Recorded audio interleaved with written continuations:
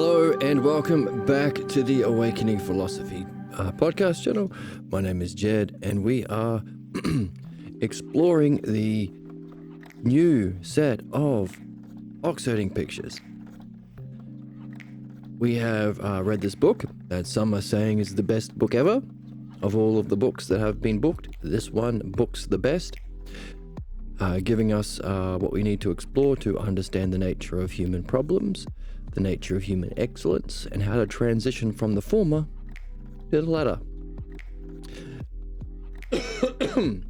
as well as giving rise to interesting, meaningful questions about that and other things along the way. And one such question is, given that this book has given us what we have needed to understand the truth of human development in terms of stages of cognition, both how we think, or epistemology if you fancy, and what those different cognitive functions have as their objects.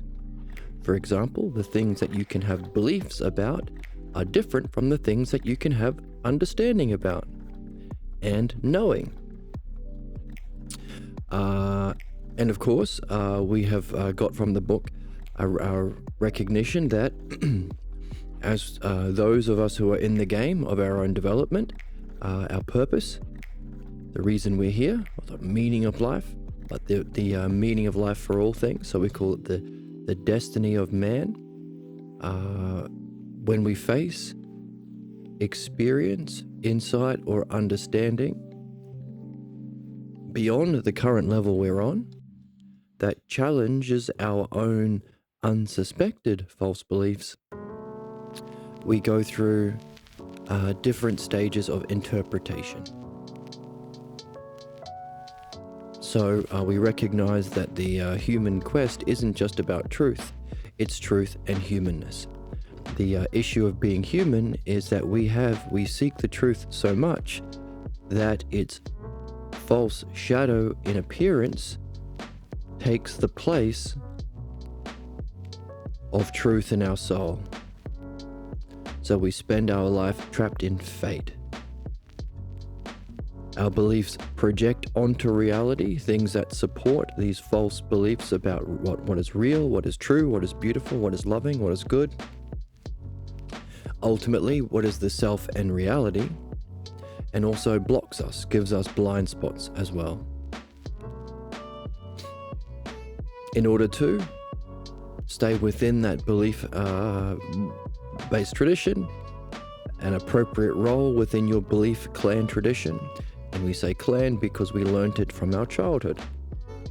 All we knew growing up was what happens, the positives we get when we accept membership within the clan, and the perils of non-belief, the various kinds of chastisements and punishments that come with not towing the family line and conforming within the belief structure that you grew up in, from your own parents or parental surrogates who got it from their parents, who got it from their parents, all the way back to cavemen days. So the issue of the humanity is we have a fear of that which is beyond our beliefs, manifesting as the racism and sexism and Nazism and all of the kinds of war and conflict between humans and their fellow man, capitalism, conservatism, and clergy fit within that scope. A fear of what is beyond belief, both in people and ways of being, but ultimately in understanding, knowing or mind, and freedom of self, the very three levels that sit above belief. So while we've recognized there are 4 stages of development, from image thinking into belief, into understanding, into knowing, and then ultimately to reach our final goal, the self, that which is beyond belief, we learn to fear because of the very primitive way we grow up as children, stuck in a cave with a completely dependent on parental figures, unable to escape, and those parents can therefore pretend to know things they don't and understand things they don't, because that's what we seek. We seek actual knowing and understanding, but without the skill and activity to surface and remove our false beliefs, we take belief as a surrogate. And because that's all we know until we wake up to our actual human purpose, the human problem is a loyalty to our unsuspected false beliefs about self and reality from childhood that function in opposition to our true benefit and development, understanding, knowing, and the self. And within knowing all of the aspects of mind or knowing, truth, goodness, beauty, what we call the eidos, or aspects of mind beholding itself. So that's the human problem. We oppose our own benefit. We oppose truth. We oppose understanding. We oppose our own purpose because of a fear of that and a loyalty to what we think we benefit from, beliefs. That's the whole thing. That's the whole human game in a nutshell. So that means we have to understand, as we introduce a new truth towards a higher way of being, we have to recognize the way our beliefs counterattack or function through interpretation. So we've recognized there are 5 stages of interpretation. When you hear something new, you reject it completely. Then if you grow a little bit further, you may actually respond to the ideas but offer your own beliefs instead. Then even better, a response to truth would be to take a little piece of truth and use it as a kind of patch on the cloak of your already held beliefs. Then people might realize, well, that's just immature.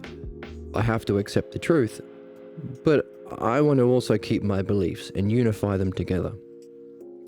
And so those are 4 activities of us saving our beliefs. But we recognize that this structure of 4 activity terms or causes or stages have a 5th term, the goal, or that for the sake of which. That for the sake of which we go through those interpretations is to the 5th kind of interpretation, which is non-interpretation or accepting the truth and letting go of what's false. Now we can give birth to a different question. If we go through these 5 stages of interpretation at every individual stage of our development, which itself has 5 cognitive stages, why? Why? Why go through that difficulty? Why go through that experiencing a loyalty to beliefs? Why go through the pain and misery it brings? And in terms of the cognitive functions, why go through image thinking and belief if it's just ignorance and harm? And it's the cause of injustice, individually and collectively, why? So that's that same question. What's that for the sake of which? What do we get out of a return to the self, or the first cause, or the highest idea of possible of God, if you want to use that word, having gone through these stages of development? What's that for the sake of which? What's our ultimate purpose? So that's the question we've been carrying. Now, what we have been doing is seeing as all of the things that we've just summarized just then is a result of almost 200 episodes of reading this book and developing a map of truth. And I don't like how bright who is this? Is this Kinkai? Little patches there. I keep trying to cover it up. Maybe I'll change my jumper. So, having a map of what's true is one thing. We have to recognize, okay, what are the stages of human development? For instance, if we recognize there is image thinking below belief, below understanding, below knowing, in those 4 activity stages of cognition, that doesn't work with the human process, because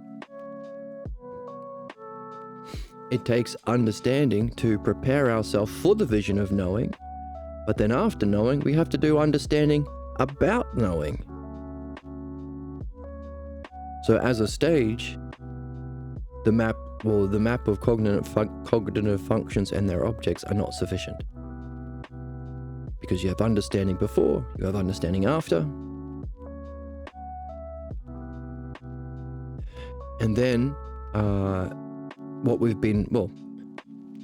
and that's only half of the game. Because understanding leading to a glimpse of mind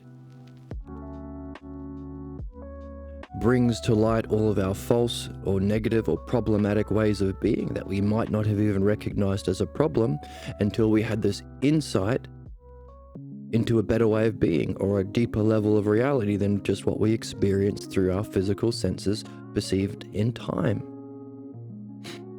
Or understanding may be itself the glimpse. Through courage and a love of understanding, maybe you can realize, hang on a second, if everybody else has this kind of problem and doesn't know it, maybe I too am carrying false, unsuspected beliefs that limit my goals. Or I have this goal I really want to reach. I'm willing to follow understanding and go through the process of purifying my beliefs because I want to remove what blocks me from my goals and achieving them with excellence. So whether it's a glimpse or a love of understanding and character, either way, it can open yourself up to a new way of being. But then what we're seeing is, well, you have to, now that you've surfaced a way of being that's different from what you had a glimpse of, you have to go through the stages of purifying what's false that you now see or have some insight into, and perfecting understanding along the way while using that glimpse as the model so that you can return to what you experienced as a glimpse, having freed yourself from what's false, allowing you to participate in that more fully, having learnt the certain terms along the way, the terms used in understanding, the true terms, because you had to compare them against the false terms to purify what was false. You may recognize those terms in that experience. And the metaphor we're using is maybe you had a glimpse of a Super Bowl game. Had a glimpse. It was scary and confusing. But having learnt what a quarterback is, what a touchdown is, and all of the terminology, you can return and actually participate more fully in watching that game. So, a more full participation by purifying any false image of yourself that's inconsistent with that peak experience. Recognize the logos or terms that are there to be seen. And having developed understanding as an activity, apply that activity to that experience to give rise to a higher kind of functioning. What is called passing through the brilliant light of pure being to the other side of heaven, or the cause of that.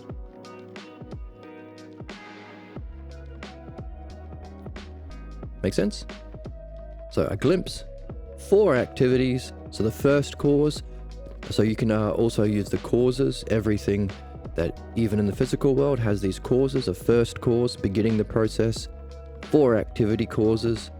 You need the blueprints, the builder, the building, and the bricks, or the model or paradigm, the instrumental or doer, the mean term or the activity term, and the things, the material cause that needs to be worked on. So same thing for this. First cause as a glimpse or a love of understanding, 4 activities to go through what we just described, and a return, allowing a greater, fuller participation and a higher kind of functioning. So using the house analogy, what started as an idea of Billy having a house to live in, now Billy can function in that house. In the chat, US released alien UFO things. Hooray. Are they interesting?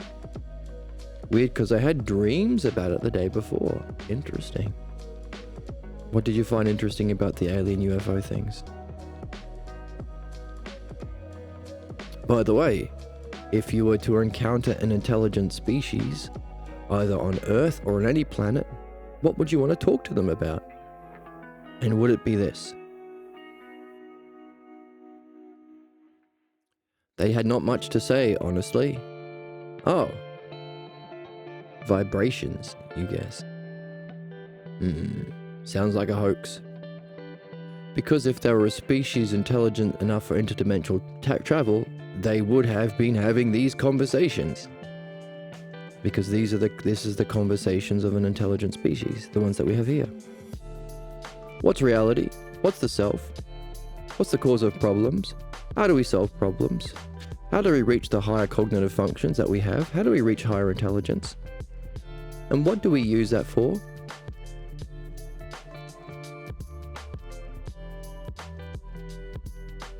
Or, where do we come from? Where do we go when we die? What should we be doing here? Wouldn't you want to have these conversations? Don't you want to know what you are and where you came from and where you're going and what you should be doing here? You've got a mind, aren't you curious about it? You've got problems, don't you want to get rid of them? You have goals, don't you want to reach them?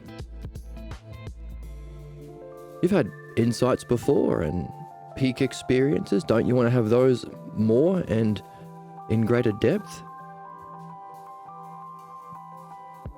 And even those peak experiences are experienced by something that we call the self. Don't you want to know what the self is?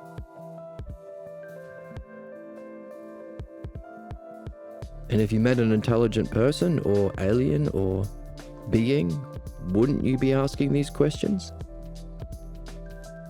Aren't they just rational? And fun? The noblest game? I've been spaced out the last few days. My dream was about a person who was just vibrating at this Earth's frequency, and I guess that was enlightenment to me. Really? No understanding, no insight, no recognition of yourself, or beauty, or justice, or truth?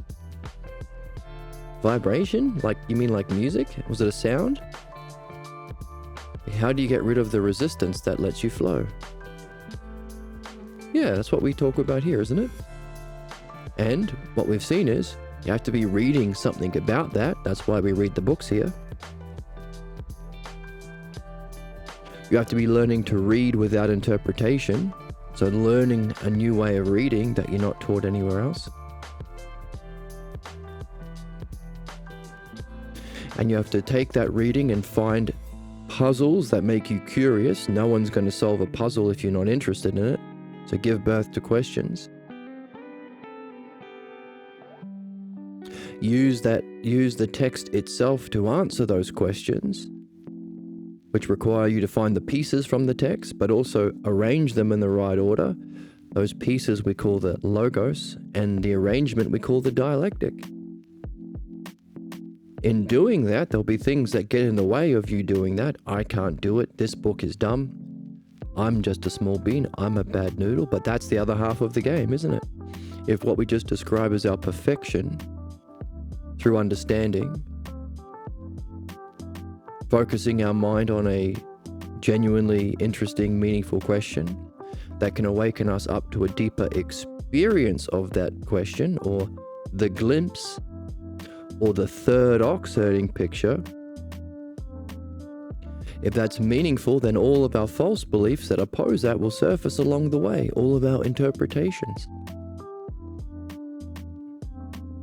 So that's the other half of the game, isn't it? Purification. And isn't purification exactly the same, except your material and puzzles don't come from the text we read, but from the thoughts that come up, the images, the feeling states that come up when we're blocked.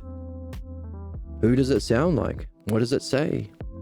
Are you calling yourself a bad bean, or a small noodle, or a dumb broad?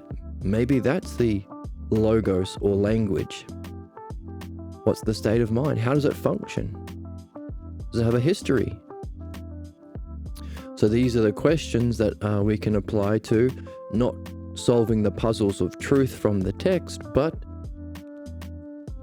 solving the puzzles of what we are carrying that's false, that we carry within our own mind and our beliefs. Isn't that the game? Oh yeah, and dreams are a guide for both. And how do we get messages from our dreams? Do dreams mean whatever we want them to mean, or whatever we think they mean? Or wouldn't that just be a reflection of those very false beliefs and opinions that we are trying to remove in our purification? And didn't we learn how to actually read by reading these texts? Shouldn't we be applying that to our dreams?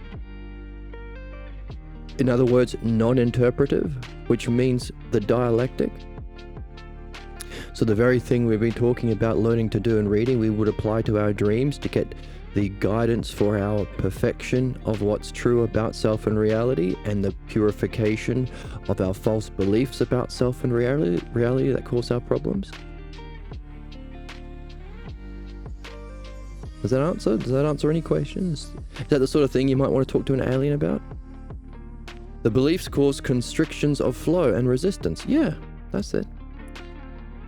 Because the ego you keep using the word ego. How about using the word image of self or pathologos, false beliefs? Get in the way, because ego is a kind of a loaded term. It can mean lots of different things, and it's a modern psych term. The false image of self gets in the way of getting into higher planes and dimensions of thinking. Yeah. But to surface and address them, you have to at the same time be developing that understanding and reflecting on our reading and applying it as best you can. Can't do one without the other. And beliefs are like cancer to our concepts of selves. Right. And what we've been seeing recently is concepts is a kind of intelligence that applies to, well, first dimensional things like grubs have sensation. Second dimensional things like cows have sensation and perception. Third dimensional intelligence like humans that have rulership over cows and should be ruling justly, but we're not, is because we have sensation, perception, and concepts. But what we're seeing is, to answer the questions we are curious about, the ones that we've been listing off, we have to go beyond concepts. That's why it's bad to think about beauty and justice as a concept, and we need to think about it as an eidos, which means an aspect of what we behold with ousia, the capacity of mind to turn about and know itself. So in my dream was like, hey bro, how do I vibe like you? Interesting. I was looking at Sedona method lately. What's Sedona method? And it goes in hand with what you talk about. Oh, Sedona sounds smart. Like false beliefs can cause resistance, and yeah, the path of logos, not ego. Pathologos. Logos is like words or reasoning or thinking. And truth, the path that we are discovering, that we can apprehend and experience through understanding and knowing, which is wisdom. And pathologos means pathos, or sick reasoning or sick beliefs. And behind that sick reasoning and beliefs is a fundamental image of ourselves that stars in our daydreams and our fantasies and our tangents and in our night dreams too. So all of these things can be looked at as providential messages to help you gain insight into that false image of self that you identify with and have done since childhood. The first way is choosing to let go of the unwanted feeling. The second way is to welcome the feeling, to allow the emotion just to be. Right, so any tradition other than what we are doing, the Hellenic tradition, will treat your thoughts, or like we just said, every random thought, every daydream, every tangent, every block, every difficulty in your relationships, every fantasy you have, and every dream is a profound, paternally caring message for you to unpack allowing you to unpack it and gain the understanding you need to solve your problems. But also the way of unpacking it is the dialectic. So it's a win-win. It's a win-win-win. Win-win-win. You get to practice the art we're here to master and solve your problems. Any tradition that doesn't have what we are talking about, any tradition that's not Hellenic, will make sense of their problems in an ignorant way that reflects their own limitations and false beliefs.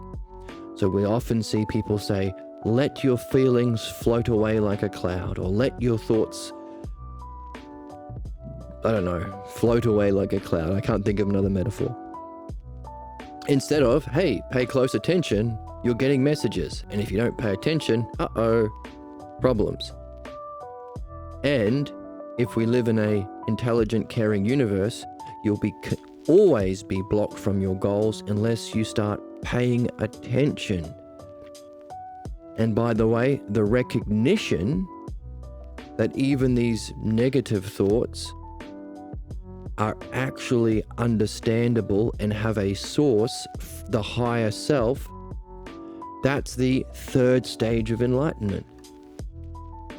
In other words, we can reason about these things and come to conclusions that what we just said is true. But unless you've begun your enlightenment quest, which is the first stage of enlightenment, and start to face your false beliefs and states of mind that get in the way of your excellence, and start to actually seek to overcome them through midwifery, dream analysis, and reading, which is the second stage of enlightenment, recognizing your problems that come up. The third stage is, as you use the whip and the rope, dream analysis and midwifery, start to have some success in paying attention to your thoughts and blocks and problems, and start to recognize they're not things to be ignored, but things to be listened to, like our dreams.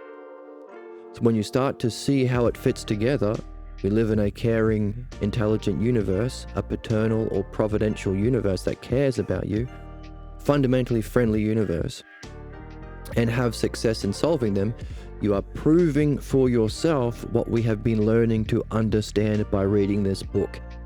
The book that bangs so hard even your grandkids will get CTE.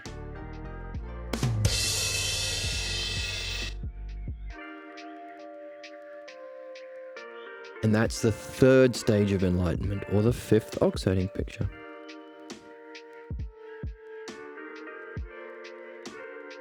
The third way is to dive into the very core of the emotion. The fourth way is by dissolving the opposing polarities we carry. The fifth is by seeing through the feeling to the effortless awareness that is right behind it. Sedona method. Okay. Lacks the logos. So that may, if you're lucky, you may be able to have a temporary alleviation from your problems for a brief moment to gain an insight into something higher, like an awareness or consciousness, self or mind. Won't last, can't last. And obviously the problem with that is the great problem of Eastern spirituality, which lacks understanding of the logos, which is most people spend their whole lives sweeping up at the ashram. In other words, if your method is without the logos, you're not doing anything really. But you'll spend your time, you can build up some inner psychic energy by breathing and breathing and breathing and focusing and focusing and focusing for years and years and years. And between every meditation center, every meditation session, you have to do the cleaning, you have to sweep up the ashram. And we cross our fingers and hope that we get a gift. We have an insight, we have a spark. Which again will be temporary and doesn't address your problems, so you at best have that first stage of enlightenment, a glimpse into mind. So the great problem of Eastern spirituality, most people spend their whole lives sweeping up at the ashram, is the saying that people say. Which is why what we're doing here is the meaning of life, necessarily. It's necessary to solve problems and reach your excellence, reach your goals, but also your spiritual goals. I think they copied from Socratic midwifery. If they don't have the dialectic, they don't have midwifery. I'm trying. Emotional imprints and energetic blockages. Our bodies are intricate maps of our emotional experiences and beliefs. Unresolved emotions, traumas, and negative thought patterns can leave imprints on our energetic body, creating blockages in the flow of energy. Over time, these energetic blockages can lead to physical manifestations. That's a great example. So what we could do is, with the logos, we could take that person's words and test it. Okay? What level of vision does he have? What level of understanding of his vision does he have? And what kind of blocks does he have? Those are the questions we can ask about anybody and anything we're reading. So for example, we can recognize things like trauma. We know that that's not the cause of human problems, not traumatic experiences. They are pseudo-enlightenment experiences. Could be happening in violence or threat, or it could be a rare moment where you're sitting with your dad and for the first time that you can remember, he gives you his full attention and he feels like he's sharing a secret about the nature of reality, the Dharma or the spiritual teaching. And he turns to you and he says, "Don't trust women." Wow, that's amazing. I feel like he cares about me. I feel like I'm being passed a special teaching. He seems to be his most knowing. He seems to be showing himself in a rare way.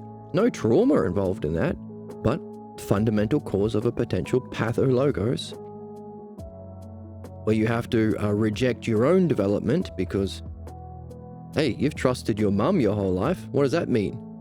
But of course you can't ask questions in that scene. Could be dangerous. Could be a threat to your survival, challenging. If this is dad sharing his highest vision and insight, imagine if you asked a question, oh my goodness, might be unsafe. And you don't have the skill of dialectic back then, so it can be difficult. But we recognize that this is a physical way of understanding physical problems. You smack your head, physical trauma. So we can see he may have some recognition of the existence of beliefs and the idea of key moments or key experiences where we develop beliefs.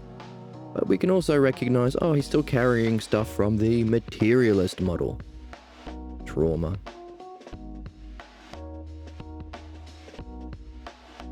Yeah, so that's the benefit of having understanding and doing what we do here. You'll get billions and billions of people, each with different opinions, each with different perspectives. But the good thing about truth and understanding is it's just one. Just one. You don't have to go down the many Byzantine paths and mazes of the first oxiding picture. Whose opinion? Now, the catch is, of all of the many different opinions and paths you can take, you're in fate. Because we understand the nature of human problems, and it's the pathologos, you'll end up picking the one you feel is most true, is most wise, is most beneficial. Hey, by the way, where did you learn about truth? About wisdom? About what it means to be knowing? About goodness? Oh, your pathologos. Oh, there you go. Making your problems a kind of self-fulfilling prophecy. You will go along with and become a slave to people who reflect your own parental images of reality, truth. So certain people follow Trump, certain people follow Netanyahu, certain people follow Hitler, certain people follow Islamic imam or a Jewish rabbi or a Christian pastor. It's no coincidences that their parents reflect those same models. Jewish babies have Jewish parents. It's no surprise.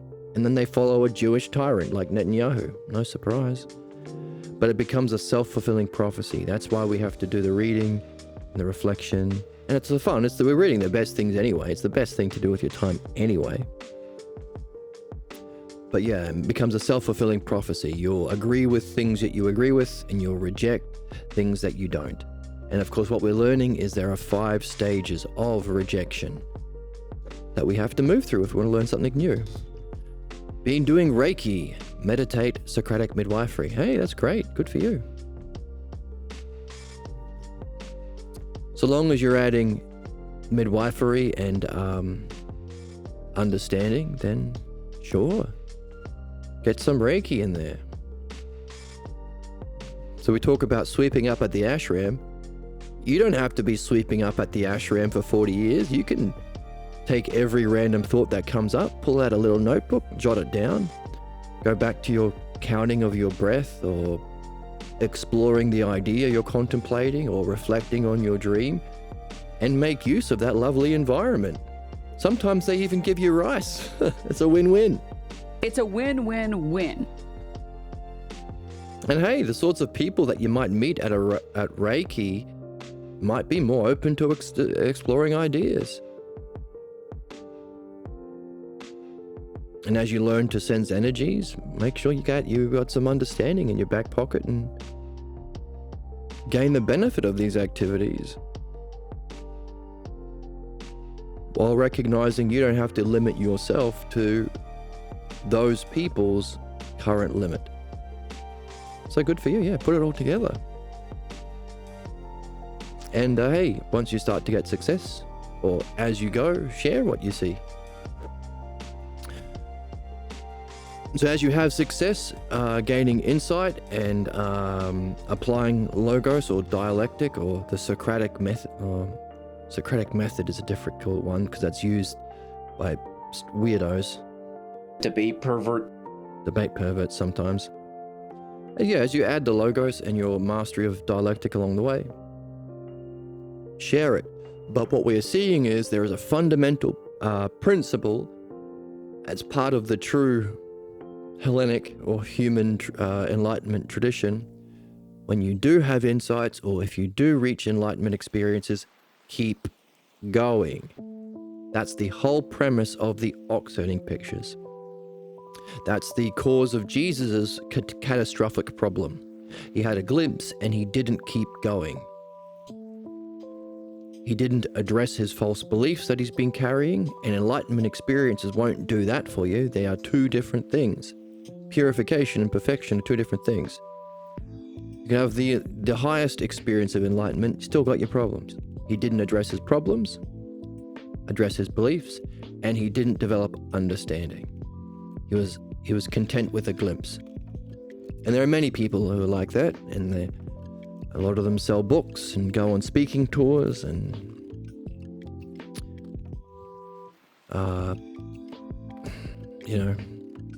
sell whatever. But so the principle that we are holding is keep going. And goes back to what we're saying today. Even if you meet an alien, keep going.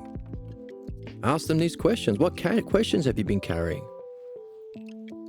These ones we've been talking about. Any of them. What's your question? You have a question about your mind or self, or why you're here, or where you're going, or your highest experiences, or the nature of your problems, or why go through this development to begin with? What is the self? Is there a higher functioning of self? Any of these questions, ask them. Because what we're seeing is that's the point. This training of the dialectic isn't just a learning, it's also a nurturing. This habitual way of reflecting systematically or thinking rationally and asking questions and using analogy and reason to judge answers is a way of being that we can do at all times, because everything in our reality, everything in the universe follows the same rational structure. That's the logos. That's the dialectic. Allowing us to have all of these models, as we've been talking about, the 4 dimensions of intelligence leading to the goal intelligence. The 4 kinds of dreams leading to the ultimate kind of dream. The art of divination, relating to our future and past, and future, present, and past, leading to a higher art that utilizes divination. The 4 activity causes of dream analysis, leading to some higher relationship with the dream maker itself, as the goal, as the ultimate cause. The bricks, building, and blueprints leading to, from a original spark of an idea or glimpse, beginning as the first cause, going through those 4 activities, the best blueprints, get the best builders doing the best kind of building on the best kind of bricks. So Billy can funk that for the sake of which, leading to a goal, Billy living in the house. The 4 kinds of interpretations we've been talking about, leading to the ultimate. We can even say, hey, how do humans function in a negative way to hold on to their beliefs going through those stages? Do people ignore? Do people mock? Do people threaten? Do people exile? Do people even kill? Same 4 and 5. So, wouldn't we ask the same question to an alien? Wouldn't we ask the same question if we were out of same kinds of questions and in the same way? So the same art? So the same focus and the same method, the same goal and the same steps? The dialectic, if we were out of our body? What about if we were in the brilliant light of being? What if we're in a different dimension? What if we're in a different lifetime? If we can say that this is the kind of thing we would be asking about and the kind of way of asking and reflecting that we could apply any time to any place, then it's necessarily the meaning of life for us as human beings, knowing we will have a limited life experience. It's the kind of learning and nurture that we can take with us. Reason 6000 of why it's the meaning of life. And the significance of that is, that's exactly the essence of the Enlightenment process. There are many people who are not in the Enlightenment process because they think they know already. They know what life is, they know what the self is, they know what the mind is, they know what reality is, they know what the meaning of life is. They think they know all these things that they don't, while they seek physical gain and fear physical loss. And their ideas of right and wrong are just used to debate as a debate Perverts. Let's be honest, perverts. Let's be honest, perverts. Debate dweeb. Debate dweebs. Psychology Rob, I was passing by wondering how you are doing. I am doing I'm doing curiosity and wonder. We are doing wonderful reflection. So the idea is, most people think they know, but they don't realize that they are blindly loyal to false beliefs that keep them stuck. And their use of language is to be a debate pervert, to defend the ignorant beliefs they already carry, opposing their literal meaning of life, to explore ideas about truth and justice and self through understanding, which is a skill that we have to develop called the dialectic, the exact opposite of debate. So most people are in that first oxherding picture, the first stage of ignorance. What is the curiosity about? The very things that I am saying with my words, with my mouth words right now.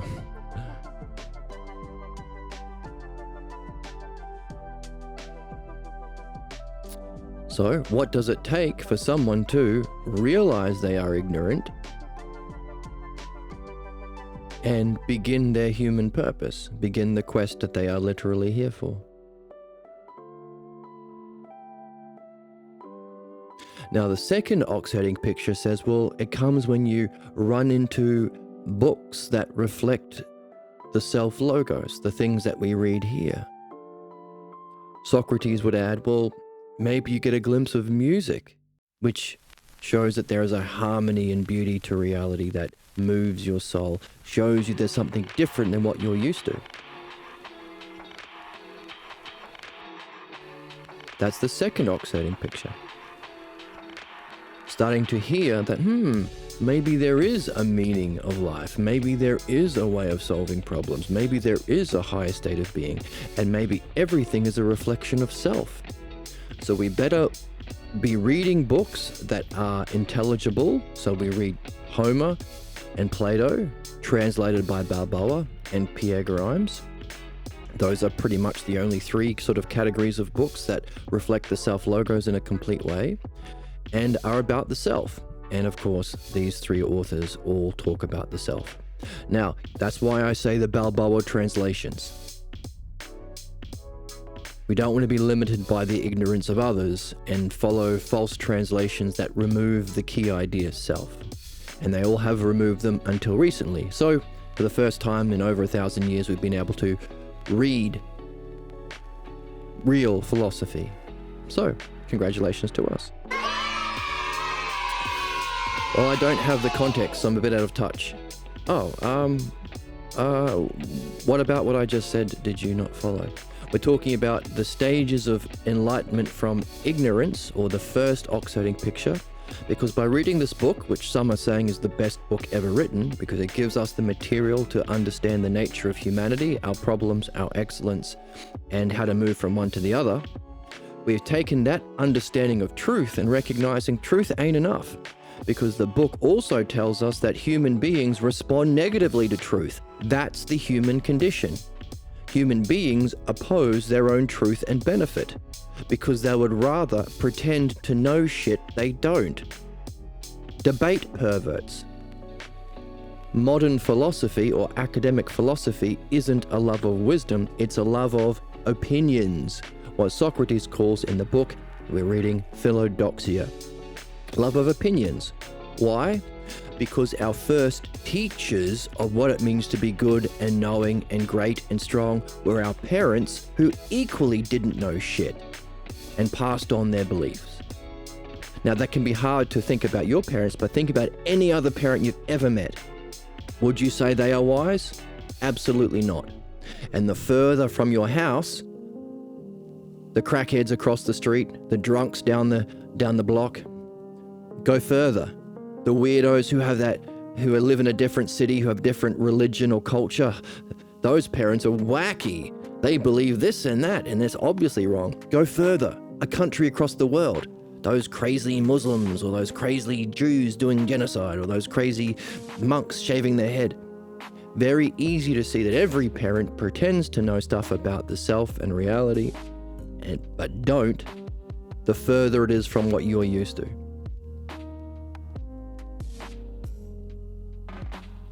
So we would rather imitate that injustice or appearance of justice, appearance of virtue, than be open and curious and realize we don't know and go through the process, which is actually fun. It's the most fun you can have. Reading these texts, putting it together, meeting great people along the way, sharing it, doing dream analysis, learning how to understand your dreams, which is the most important thing.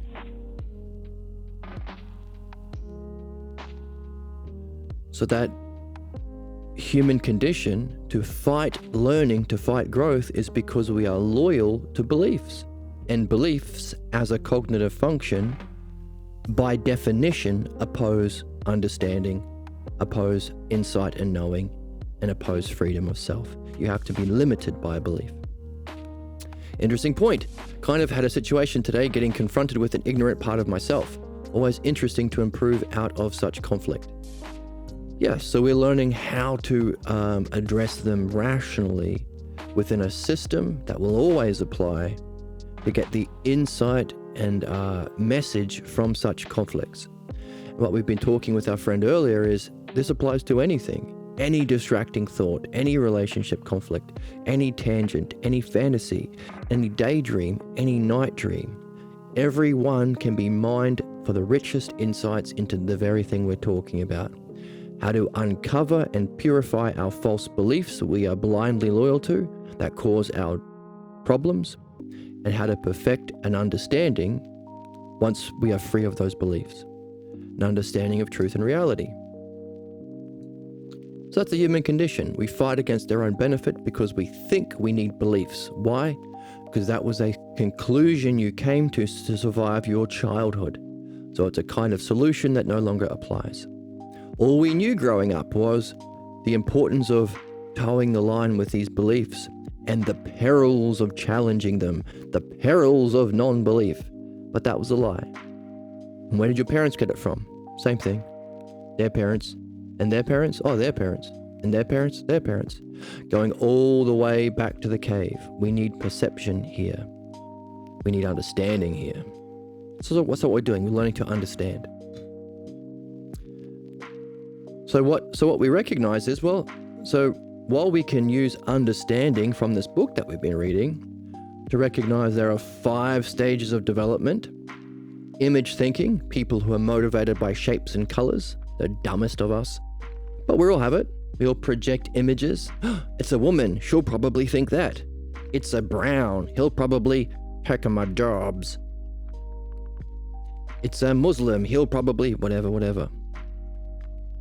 We recognize that our image thinking, which we project onto reality and also causes blind spots, that's interpretation, have at its source beliefs. And there's a class of belief that is the most important and the most devastating, the pathologos beliefs, the fundamentally unsuspected ideas about self and reality. So these are the 2 things that we call ignorance. The nature of all human problems, individually and collectively. Both of which function in opposition to the next cognitive functions, understanding. Now we sometimes use the word dianoia because we're not understanding physical things like understanding how many beans there are in China. We are understanding the nature of reality, mind, beauty, justice, truth. All of these things have a scope over the physical world as adjectives. A beautiful painting, a beautiful puppy, a beautiful streamer. I'm joy maxing, okay? And if I aura mog you because I'm joy maxing so hard, that just sounds like your cortisol levels are spiking for no reason. That's me joy maxing. But true understanding is to reflect on them as nouns, not as adjectives, but as substantives. That's why it's called dianoia. It's a Greek word. It's better than just saying understanding with a capital U.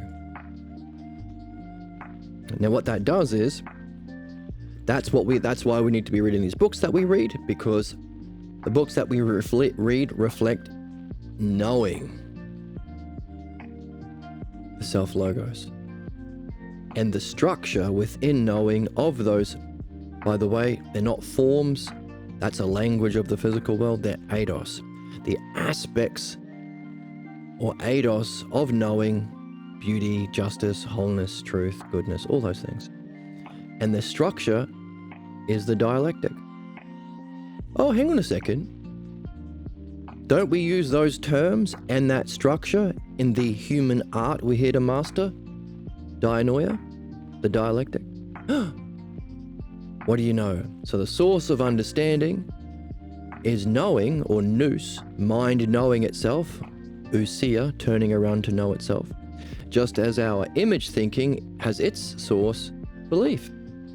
One's a reflection of the other. So ignorance isn't caused by some evil devil putting bad things in your soul that only wants bad things. So all of the cause of human ignorance and injustice and savagery, terrorism, they just want bad things. They're Hamas. They only want bad things. Bullshit. All human injustice is caused by, we all want good things, but it depends on whether we are actually learning to know the good, or are we seeking its shadow or reflection in beliefs. In other words, to solve human problems, you don't bomb them to death, you address their causes. That's called being truly human, or entering the Homo sapien race, man the thinker. And we might even call it Homo ludinus, man the player, because this is the game that we're here to play. It's fun. The noblest game, the best game in town. So that's wisdom. So what we are learning so there's our knowing and understanding, but we're seeing, hang on a second, same things, as we are challenged by what we are reading and what we are doing here, the reason why we don't have 100,000 Twitch followers is because it takes a certain character and lover of understanding that can be rare to realize that you are motivated by false beliefs, and to master the text we are reading, we have to learn understanding, learn to read in a new way. It's fun, but it's challenging. And you also have to sacrifice whatever masks that you carry. When you do something that you think is good and you feel so confident about it, but if it turns out to not be good, what do you want to do? Do you want to lie to yourself and keep doing it because it's what you're used to?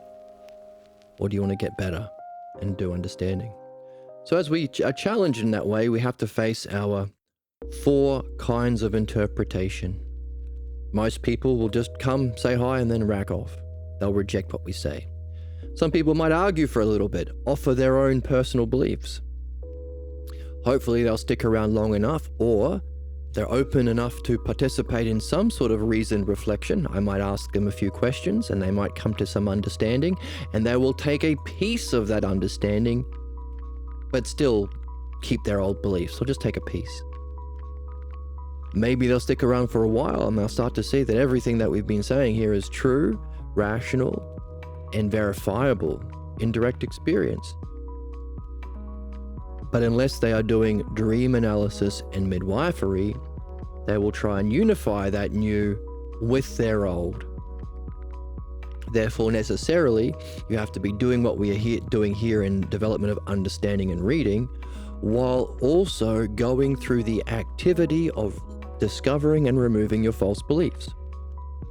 Reading and midwifery, and dreams do both, making dream analysis the highest activity we can do and master as human beings. That's the game. Perfection and purification. Perfection of the self-logos, purification of the pathologos. That's it. That's the whole thing. Fits on a bumper sticker. You can sell it on Etsy. Just make sure you give me 10%. Cool as a cuke. That's right. Cool as a cuke. That's what I'm saying.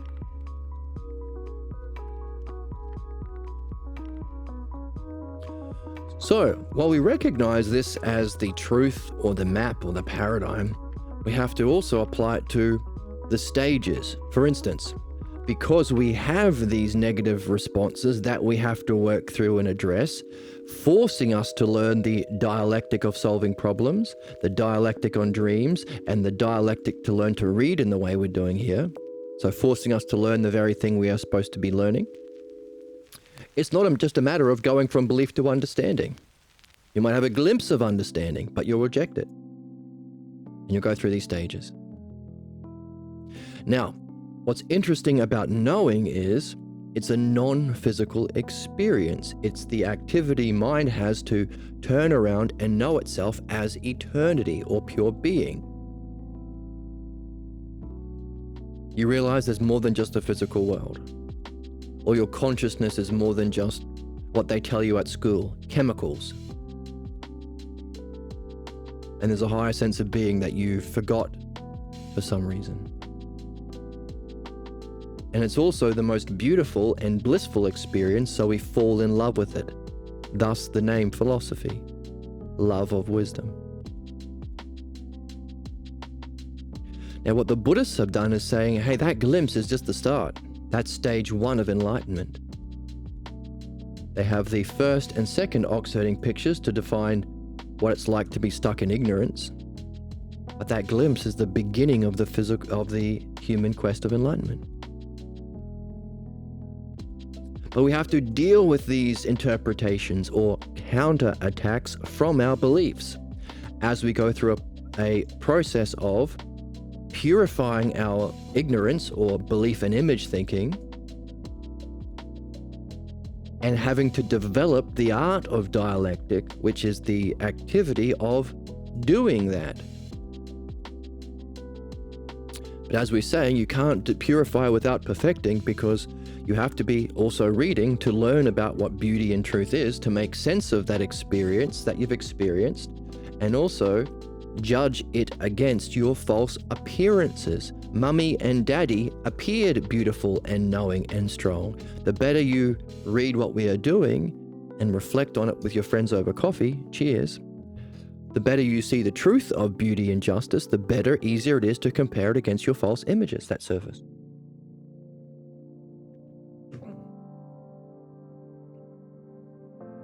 Such that you can return to that second hypothesis or knowing, purified from what's false, but also purified from a lower cognitive function. Knowing is not an object of belief.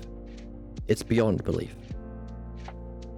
It's the source of understanding, but it's the source of nous or knowing, or the two together, wisdom. Allowing for a fuller participation because you're not fearing losing yourself, because you've removed all of these false beliefs and image of yourself. So if it's beyond belief and you think you're a belief or an image, you'll limit your participation in truth because you're afraid of losing yourself. You don't lose yourself. You can't lose yourself. You are the self. But there you go. Allowing for a more full participation, being able to recognize the parts, what was formerly a glimpse of the Super Bowl, now you recognize there's not just a big fight from monsters fighting each other, there's a quarterback and there are teams and there's a touchdown. So you can recognize the inherent logos or the inherent understandability of it, but also that for the sake of going through that purification and perfection, a higher functioning, a unification with that experience, plus that new understanding you've been developing, ousia and logos together, giving rise to a higher dimension of intelligence or level of intelligence. That for the sake of which. So, see all those stages that are involved? So we have to add this map of truth and interpretation that we've been developing from this book to what it's like for a human being to go through this process. That's the oxherding pictures of Zen Buddhism. So we can recognize there's a glimpse, 1, 2, 3, 4 activity stages, and a return with a higher functioning, giving us 6 stages of enlightenment human beings go through in the first stage or first category of enlightenment, the movement from ignorance to wisdom, or false to truth. But as we see from the map that we've got, that's only the penultimate level of enlightenment. So 6 stages to go from ignorance to wisdom, but even wisdom has a cause. And that's the end of the book. Socrates is encouraging Jesus to look on his knowing experience and ask the question using 2 principles, 2 axioms. Number 1, are causes better, prior, and independent from their effect? Is the artist prior to the painting?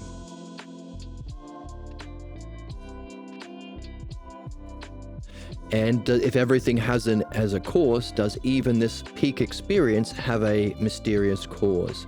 That's the puzzle he wants to awaken in someone who has had a glimpse into knowing. Second principle. So those are the 2 things that we use in dialectic, right? Question and answer. Question about causes, but how do we get an answer? Analogy. Making use of the other principle, as above, so below. The painting, by looking at the painting, you can learn something about the painter. By looking at the effect will be like its cause in some way. Now, what we see in reality, because reality is like that but more purely, we can see that the self reflects itself into knowing. That again is reflected into understanding, and a really distorted reflection of those 2 in ignorance of belief and image thinking. So, In order to go through this process, you have to be sacrificing the good kind of sacrifice, not the killing of the good person or the truth. Sacrificing your state of mind of certainty and your approach to your own beliefs or logos or pathologos, literalism. All of these thoughts that say I'm a bad noodle is literal. My parents telling me that Adam and Eve is and God and Jesus and sins, that's literal. That's the nature of human ignorance and savagery and our problems. We sacrifice that for a state of mind of openness and curiosity, philosophical ignorance, to be open, to be puzzled, to be stung, and literalism with analogy, which is what? Whatever you are experiencing at the level you're on is an analogical reflection of its cause, as above, so below. As a king is to the people, so too a shepherd is to the sheep. That idea. So that's analogy in a nutshell. That's the dialectic we're here to master in a nutshell. Asking questions about causes and using analogies to wonder about them in that open, curious state of mind. And of course, because Jesus hasn't gone through those stages of addressing his false beliefs, they surfaced to block his participation in that dialectic with Socrates, allowing us to judge, another role of the dialectician. You ask the questions and you judge the answers. The doctor judges the patient, not vice versa. We can judge what level of enlightenment he's at. Having done no work on his beliefs, he hasn't even recognized his beliefs are a problem. So if we can map out what we just described, it starts with a first cause, the glimpse of the ox, the first stage of enlightenment, the third ox-herding picture, because there are two ox-herding pictures of ignorance. The second stage of enlightenment is recognizing that your beliefs and patterns and ways of being are unhealthy tendencies that your mind or ox is used to. Jesus hasn't realized that. He thinks he's great. He still believes all his bullshit, all his family bullshit. I am the chosen one. We are the chosen people. We are the zealots, which is a class of family back then. We're not the Pharisees. We're not the Illices. We are the zealots, and we are the chosen people, and God wants us the best, and everything we think is right. Every human being thinks that because that's all you think as a child until you go through this process. So he's not in that fourth stage. He doesn't recognize he's got problems. He must have only hit the first stage of enlightenment, and like many people, started his teaching based on that, be it Jesus or Eckhart Tolle or any number of people. And you can even find wacky documentaries on YouTube about the crazy shit they get into. Mormons even have magic underpants and this thing called soaking. Goon, goon, goon, goon, goon, goon, goon, goon. That's what they are. They're goon all day. Gooners. They're gooners. Some goons and some gooners and some weirdos. And some weirdos. Goon, goon, goon, goon, goon, goon, goon. Goon.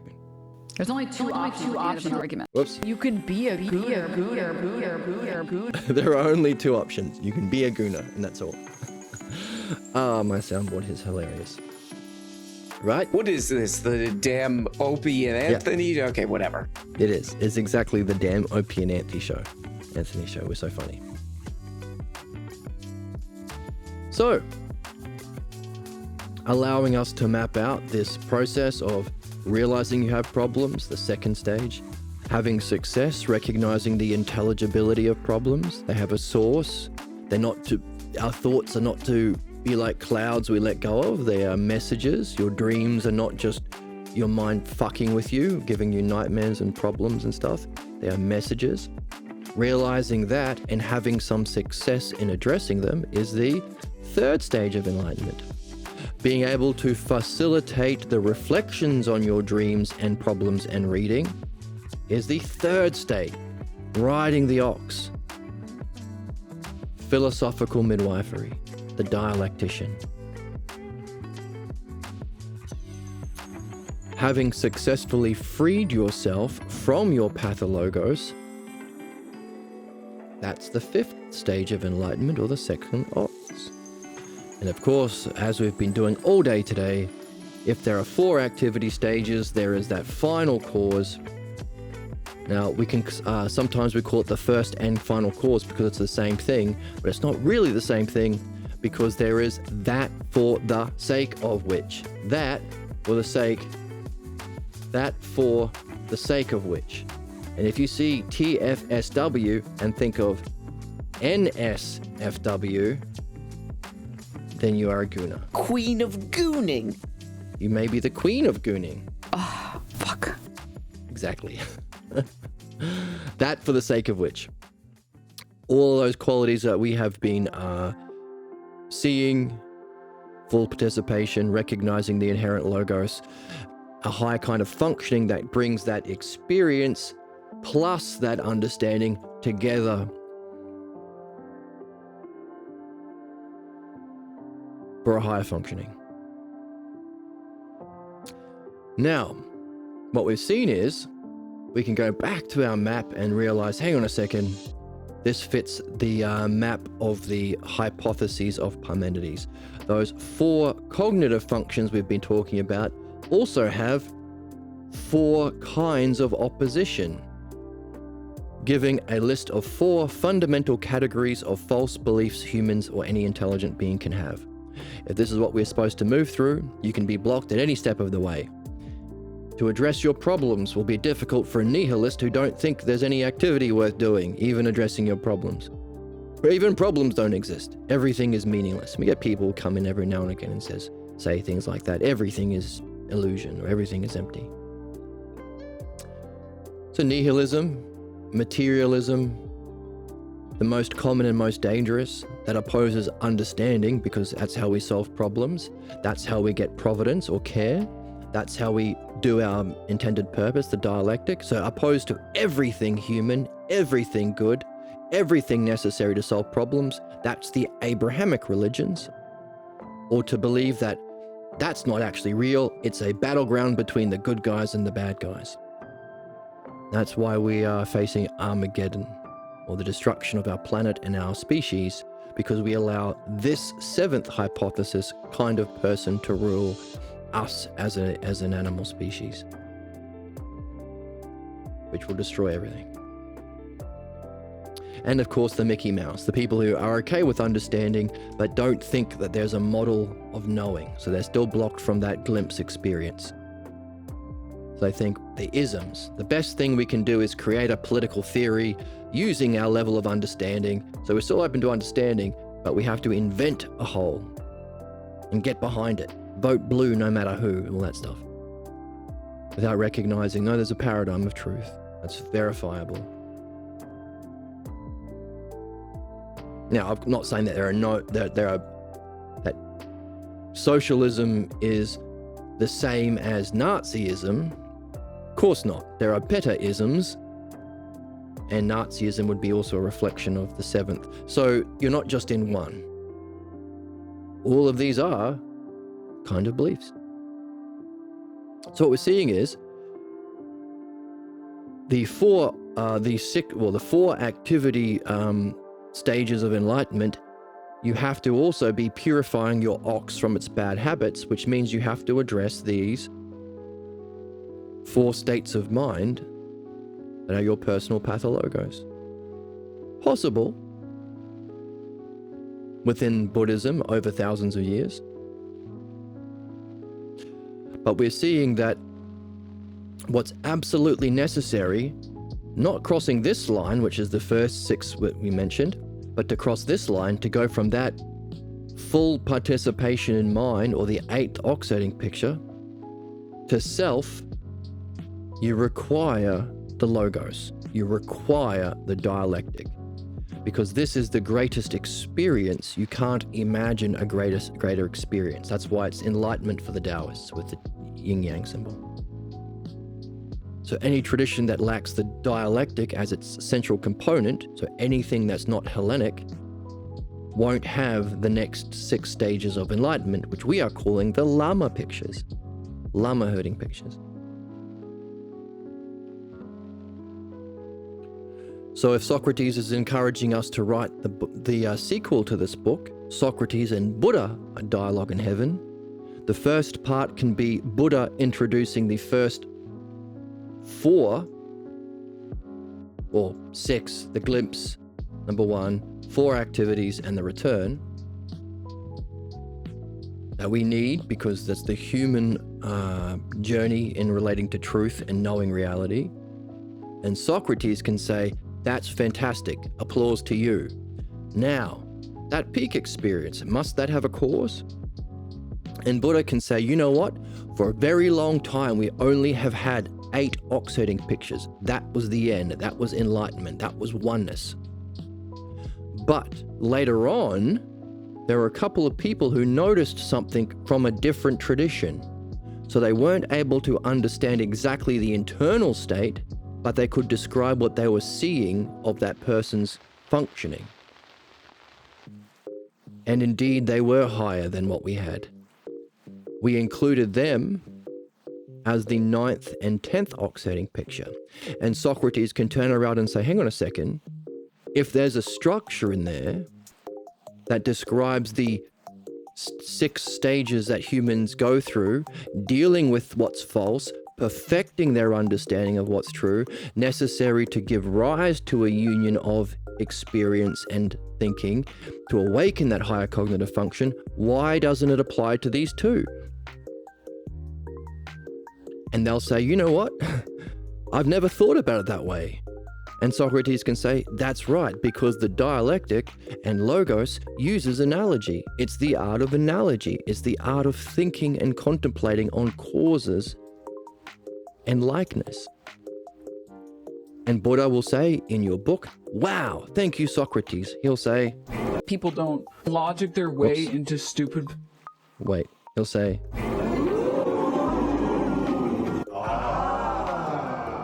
he'll say ooh and ah. And then he'll say, I would scoop the moon in a cup for you. He'll say to Socrates, I'll scoop the moon in a cup for you because that's fantastic. The next half of your book can be Socrates using every one of them to hypothesize with Buddha the next 6 stages or Lama herding pictures. Now he will have to introduce the dialectic or the from his teacher, because he had to learn the dialectic from someone, just as we are learning it from the text.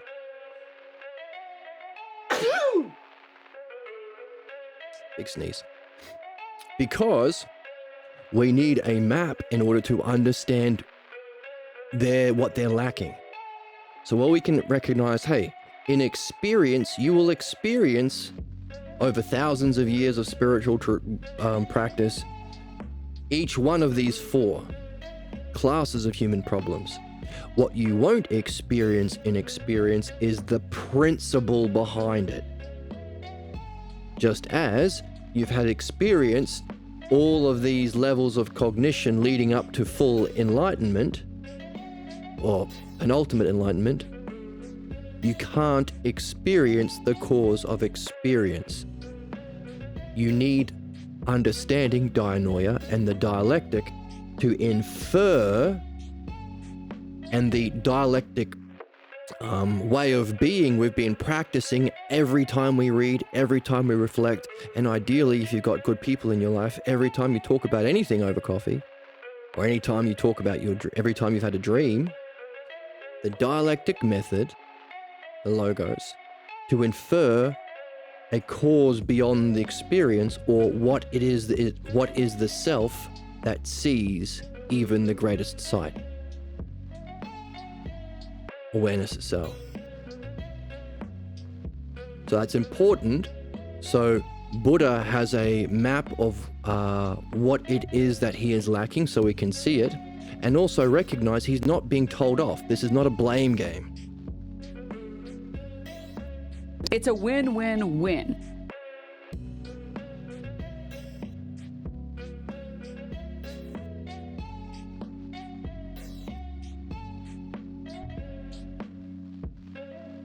Jumper is off.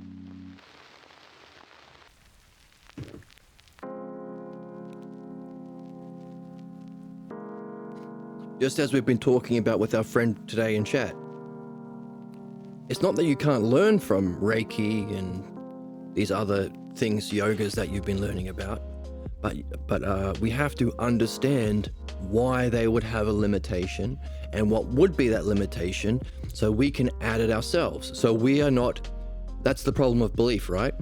If your pastor is an idiot and you stay in that religion, you are going to be an idiot. Any religion, you can't go beyond Jesus, that's heresy. You can't go beyond Muhammad, that's heresy. Bullshit. That's why beliefs are fucked. You can't go beyond the leader. But we don't want to be limited by the ignorance of whatever tradition. But we also don't want to feel like we're not attacking. It's not a seventh hypothesis debate, me versus you, Hellenics versus Buddhists thing. Debate weirdo. Perverts. Let's be honest. Debate.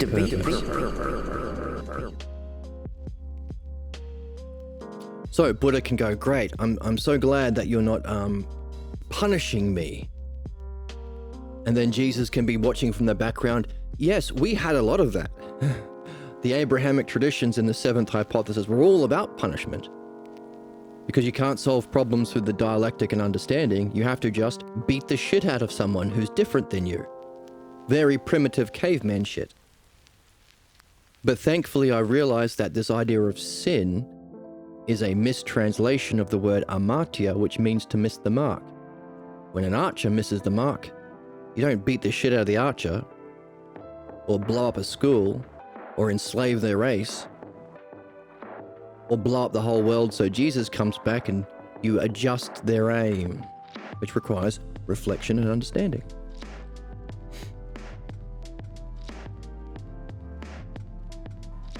So Jesus can say, hey, yeah, we had that in our tradition. So I also appreciate that we're not just blaming you or we're fighting your team versus my team. The Pharisees versus the Essenes versus the Zealots versus the children of Abraham and all that shit. I'll appreciate that, says Jesus, in your book that you're writing. So he doesn't feel bad and he stays open to the conversation. That's important. But also to recognize what we need so that we can go further than what they reach. So the second half of the book where Socrates introduced the llama herding pictures to Buddha. Say, hey, the reason why you couldn't find all 6 stages, all you could talk about is the appearance of others who may have been in it, maybe from a Hellenic tradition, is just as you addressed your false or the unhealthy tendencies of the ox, you need logos, understanding, and dialectic to gain an understanding and dream analysis to gain an understanding and mastery of the principle behind those 4 experiences of human problems. Just as you need midwifery, dialectic, logos, and dream analysis and reading these books to infer the principle behind experience itself, even your enlightenment state. Therefore, using this as an analogy, we can recognize the next 6 llama herding pictures will be recognizing that there is a glimpse of a self beyond experience. Here, that'll be the first. I'm confused awakening. For some reason, all men I date tell me they feel like the woman in the relationship.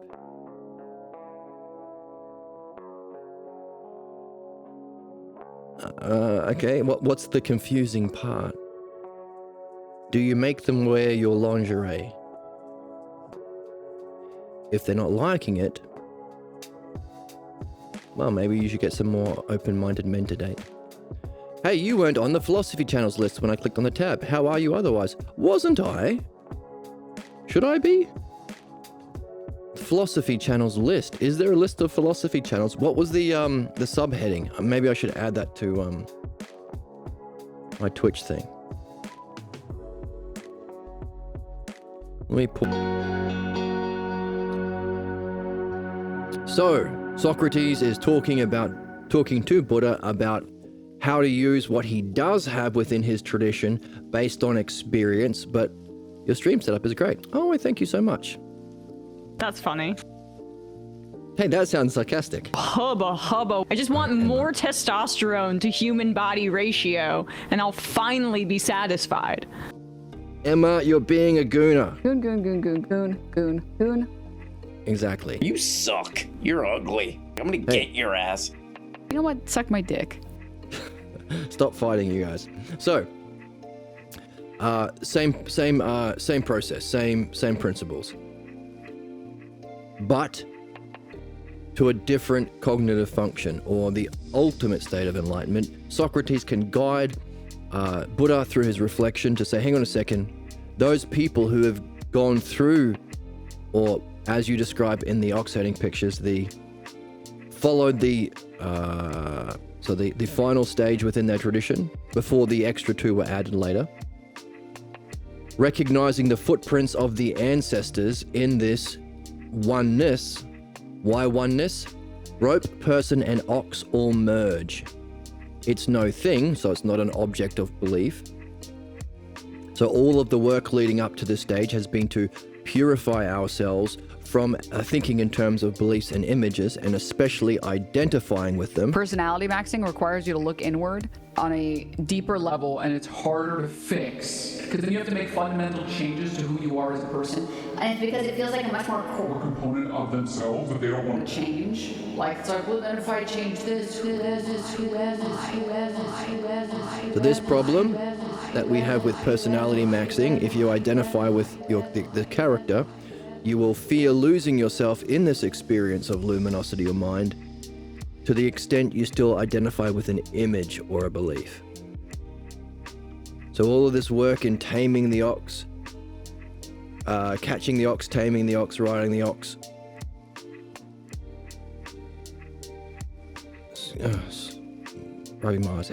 has been to purify this identification with beliefs so that you can merge into a oneness.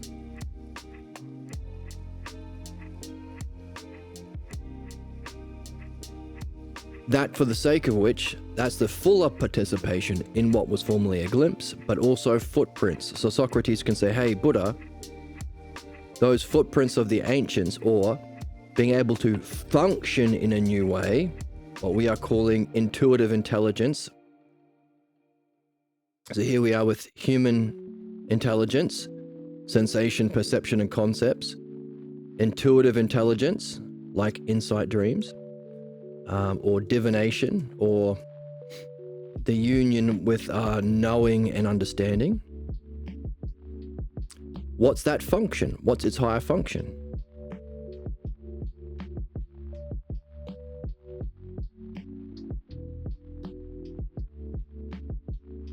Same thing. You're not using your glimpse of knowing to compare against your beliefs, to purify your beliefs, developing understanding in the process to cross this line. You're doing the same thing, but you're recognizing that what you do have, that fuller experience of knowing, plus the understanding that you've been developing, so you can recognize beauty itself, justice itself, goodness itself. You can reflect on that to imagine what, or to, hang on, I gotta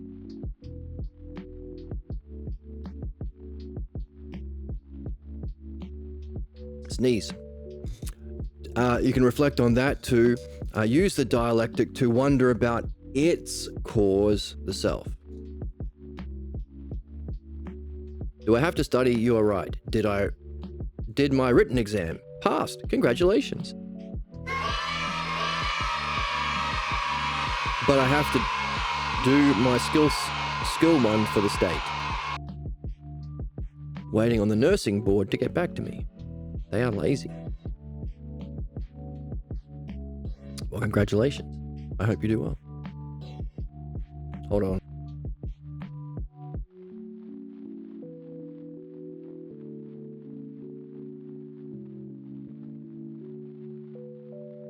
The weather changed abruptly here, and it's freezing cold all of a sudden, so I hope I'm not getting a cold. So Socrates can lead Buddha into that reflection and say, hang on a second, now you can perceive the inherent logos within that, must that have a cause? You're lazy, you're not very persistent. Oh, okay. Notice how when we talk about our problems, they come with an identification, not there is a habit of my ox that's lazy. My mind has a habit that I must have learnt for a good reason to survive my upbringing, because that way of being allows a membership within my family clan that I was dependent upon. No, we take the blame. We say, I, myself, is lazy, which would be a kind of a clue about a false limiting idea of yourself. We're taking the blame for our parents still.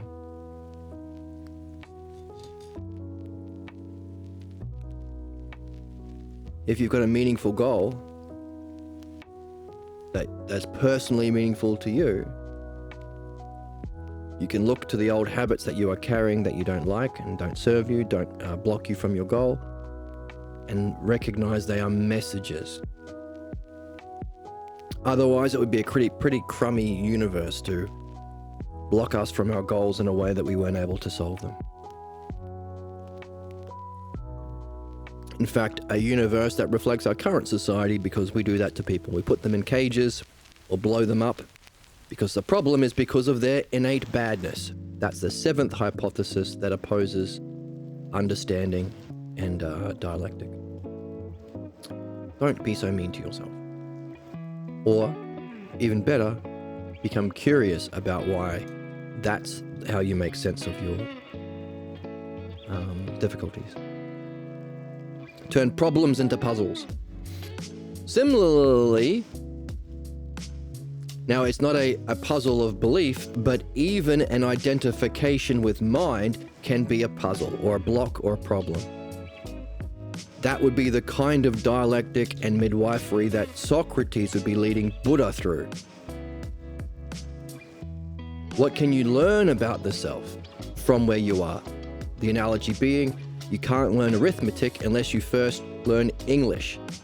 The arithmetic teacher makes use of what you carry with you, and understanding and use of English to teach you how to do arithmetic. The calculus teacher, you bring that arithmetic with you to the calculus class, and the calculus teacher makes use of that, asking you questions, getting you to reflect in a structured way to participate in a higher level of intelligence, calculus. That's what we see Socrates doing with Buddha. What you do have, knowing of the eidos, or the inherent logos within ousia or mind, notice it's a oneness. What must the cause be if it's one? Notice how this has parts. What must the cause be if it's a whole beyond parts? Notice it's a sameness of all difference. What would a sameness be if it's beyond difference? That's the next kind of understanding we're developing. So, what are we doing? We are purifying ourselves from identification even with mind. Number one, just as we did from belief in the first step. We are developing understanding to cross this line, the dialectic. Same thing, only we're developing it to cross this line.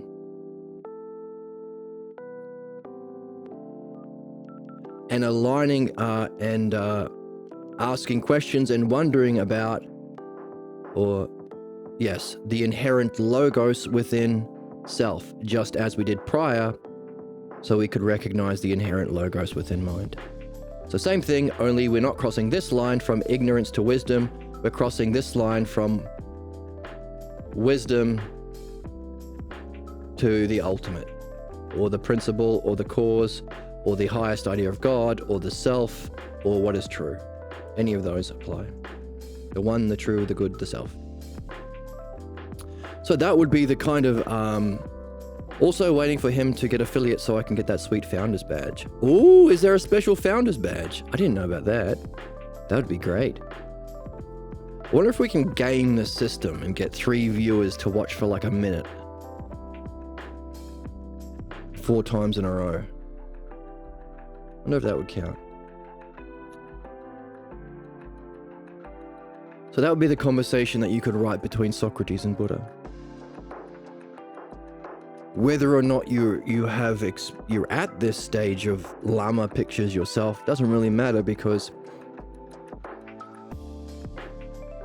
well, it's what we saw. Was it last time? The principle of philosophy is we're always looking for the self.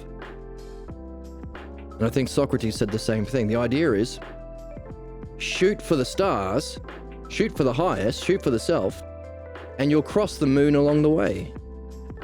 So you'll go through these 6 first stages of enlightenment to divine luminosity along the way in reaching the self. That's the principle behind philosophy. First 10 subscribers gets a founder's name. First 10 subscribers get a founder's badge. Get a first in your username. It's a flex. Oh. I'm cute. Like, it's cutie pie. Everyone will think you're a cutie pie. It makes sense. I have a sickness for the thickness. We have a sickness for that thickness. Whatever that means. Cool as a cuke. I don't want to eat a monkey. So, don't eat a monkey. Right, so that's what we're seeing. So, what we've done also is look at the 9th and 10th ox-herding picture, and we took a guess as to what they might be describing based on appearance. But using this map, we can understand what it is specifically they need that they lack. Not the experience of the 4 classes of problems they purify, but an understanding of the root cause of problems. We have to learn about the pathologos. What is it? Why is it? Where did it come from? Does it have a historical significance within the evolution of humanity? And its relationship to our ultimate goal, the self.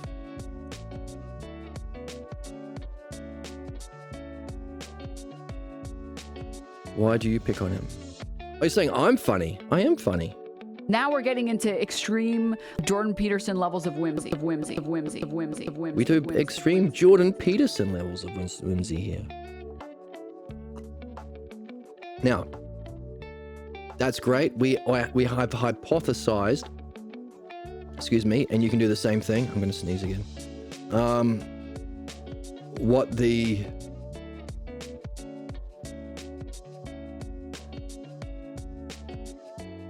So what we just described, we've already mapped out. There might be a glimpse of self that we would call the 7th stage of enlightenment, or the first Lama picture. A recognition that any identification with that pure consciousness might bring with it problems in your being able to return to that self and assimilate that self and recognize the self and stay in that self. But as you practice that second level of dialectic and dream analysis, you can start to see that there is an intelligibility or source to the problems you are facing. That is the principle of pathologos itself. Any identification with any image or experience is going to be less than, or a block to, the self.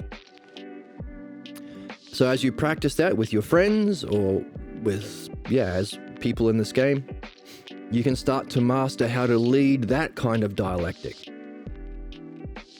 Riding the Lama, which would be the 10th stage of enlightenment, or the 4th Lama picture, or the 3rd activity stage. The ideal that you can reflect on as someone free from any image of the self, or with an understanding and mastery of the pathologos, would be the higher paradigm. Having that success, having freed yourself from pathologos itself as a principle, 11th state of enlightenment, leading to a return to the self which you formerly saw as a glimpse, but might have had a negative reaction to, because again, you need to go through this work.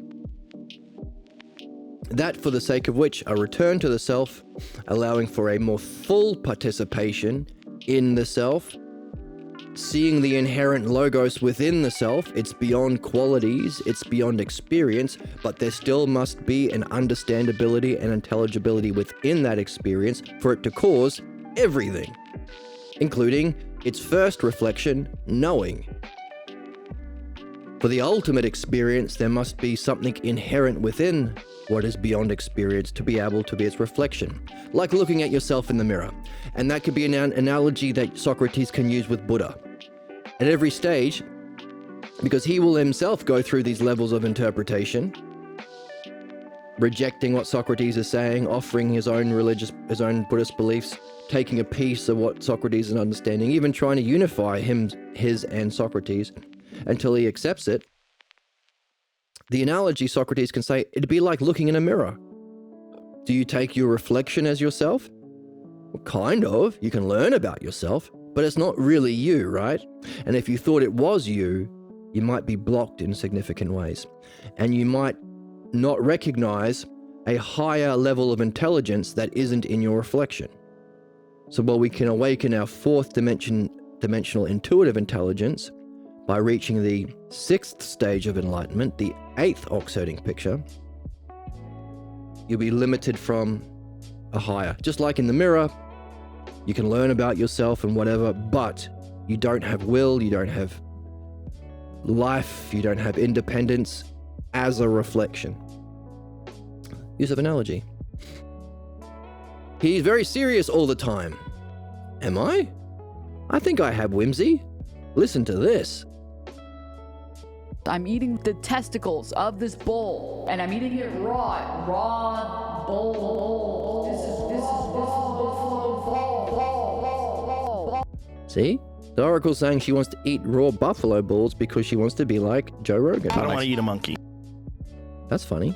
Bull testicles. Bull testicles. Bull testicle. I like ungrounding and derailing him. It amuses me. Really? He tolerates my antics. Oh, okay. Everyone needs a class clown. Writing the Llama. I think you have the title for your future book, Reeve. You're supposed to write it. This is for your personal development and to achieve the meaning of life that you're here to do.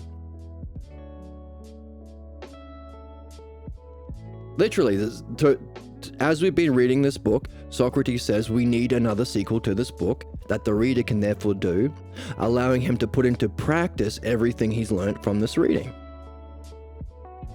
Otherwise, it'll just be a theory forever. I've been calling him Jeb.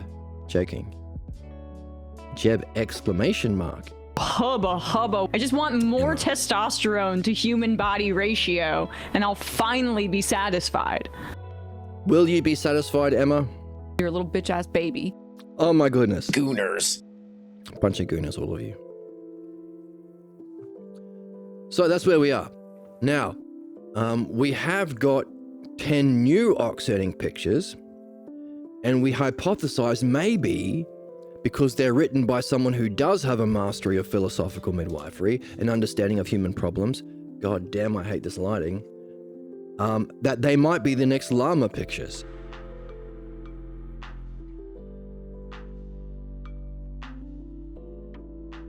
Maybe this one. Doot. We'll go back.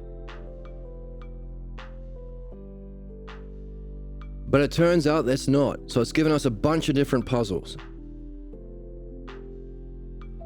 Because if it's written by someone who is from the Hellenic tradition and has an understanding of the logos and pathologos, then he should be able to, well, write this book he's encouraging you to write. You need 3 viewers for how many hours? I don't know how many hours. It just says for 4... Let me read it. I need a minimum of 3 average viewers on 4 different days.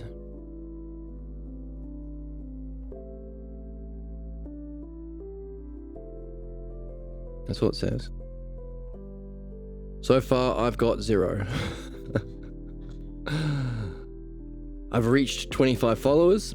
I've streamed more than 4 days a month. I've streamed more than 4 hours a month.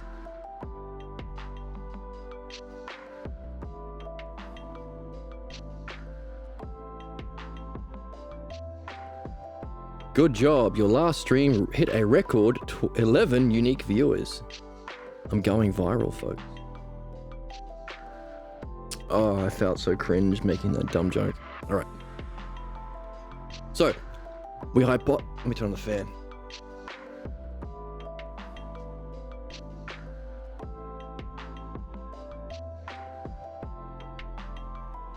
So we hypothesize maybe we'll get these ox-herding pictures that depict a movement from mind to self. Those 6 were after, but it turned out not to be the case. That's where we are.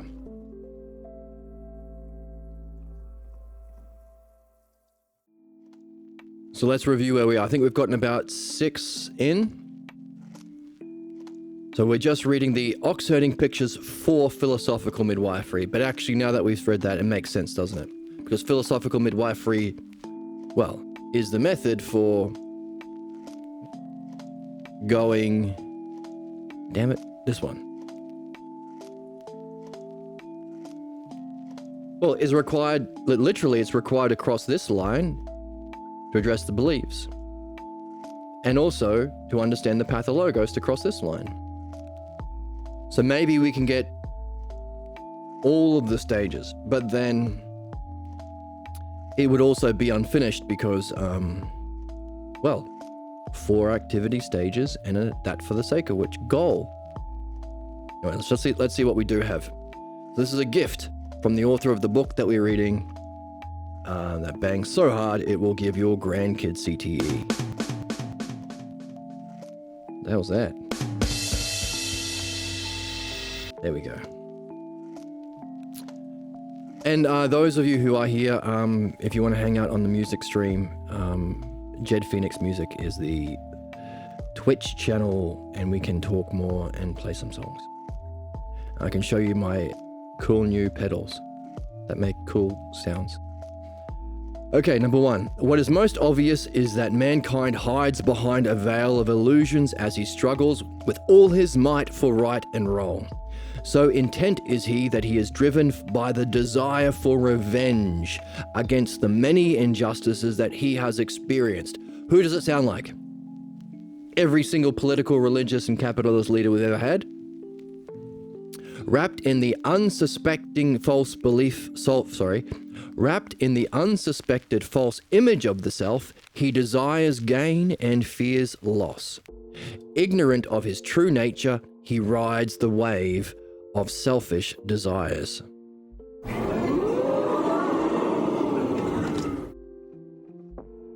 First stage of ignorance.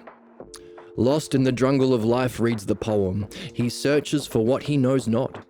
Before him lies mountains and trees and unending paths. Anger lies beneath his folly, untouched as he stumbles ignorantly. In the far distance, he hears different sounds and wonders. So this is the condition of 99% of people. Now, we have read the first few chapters of the Midwifery book, which we might go back to now that we've finished this one. And we understand the nature of anger. Anger that we carry within us is because our soul suffered an injustice about the self when we derived the false belief about the self that caused our problems and has kept us stuck in our problems our whole life. It was an injustice. It was an insult to the self. Ironically, we project that injustice on others, and when we respond to those others or those projections and images, we do the very same thing. Because that injustice is also our image of justice.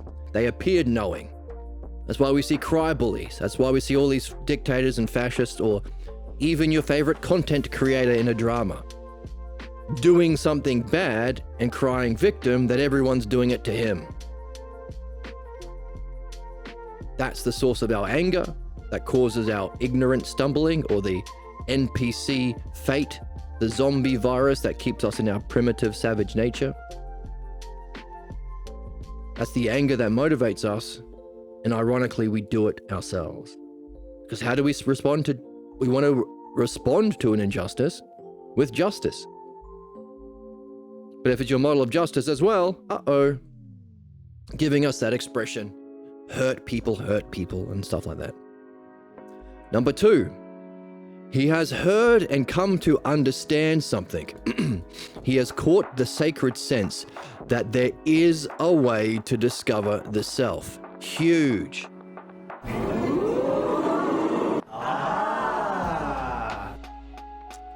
His mind turns about... See, this is why we read. The kinds of books we read here, Pierre Grimes, Balboa translation of Plato, and the Balboa translation of Homer, is because they're all about the self. That's the whole point. We don't read this stuff so we can debate people at some college or on some podcast with Joe Rogan. I don't want to eat a monkey. Or justify some fascist regime to get money within our capitalist system of scams and tyranny. Because if the billionaires have all the money and we need money to live, then most people have to, well, a lot of people feel they have to lie for them to defend the system. No, we're not interested in that. We're interested in knowing the self and showing it. His mind turns about seeking the truth since he has heard that the world about him is a reflection of the self. So what we're even saying to Buddha, even mind is a reflection of self, and the physical world is a reflection of that. Everything is therefore in self, of self, and returning to self. And from self, of self, and returning to. Try it. This we have come to understand through what we've been reading together. It's a win-win. It's a win-win. What I said. Yet he is still looking out without seeking what is looking. Therefore, the need to carry that question we got from Parmenides' teacher. Socrates was taught by Parmenides, who was taught by Xenophanes. What is the whole of seeing and thinking and hearing? And what is watching even that? One's a question about mind and one's a question about self, or maybe together. Either way, they encourage a self-reflection, not looking at the appearances. The dialectic is also good for that too. He has seen the shadow of the truth, but he is still confused as to the nature of truth and falsehood. That's what we have to learn. Traces of the past in the poem haunt the soul without seeing their source. The thought that the source might lie within himself surfaces. Yet he is far from realizing what is far away lies everywhere. The source is everywhere and cannot be concealed. So, a lot of people who have become familiar with what we do here, a better stage of ignorance, but they have yet to get into dream work, get into the midwifery, use the dialectic to solve the mysteries of the books that we're reading. Those are the 3 big ones. Without that, well, it's just a theory. The first stage of enlightenment in Buddhism.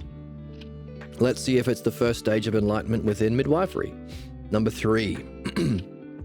With the dawn of the sense that the self stands apart from all else, there is also a wonder and doubt as to whether what one has seen will endure.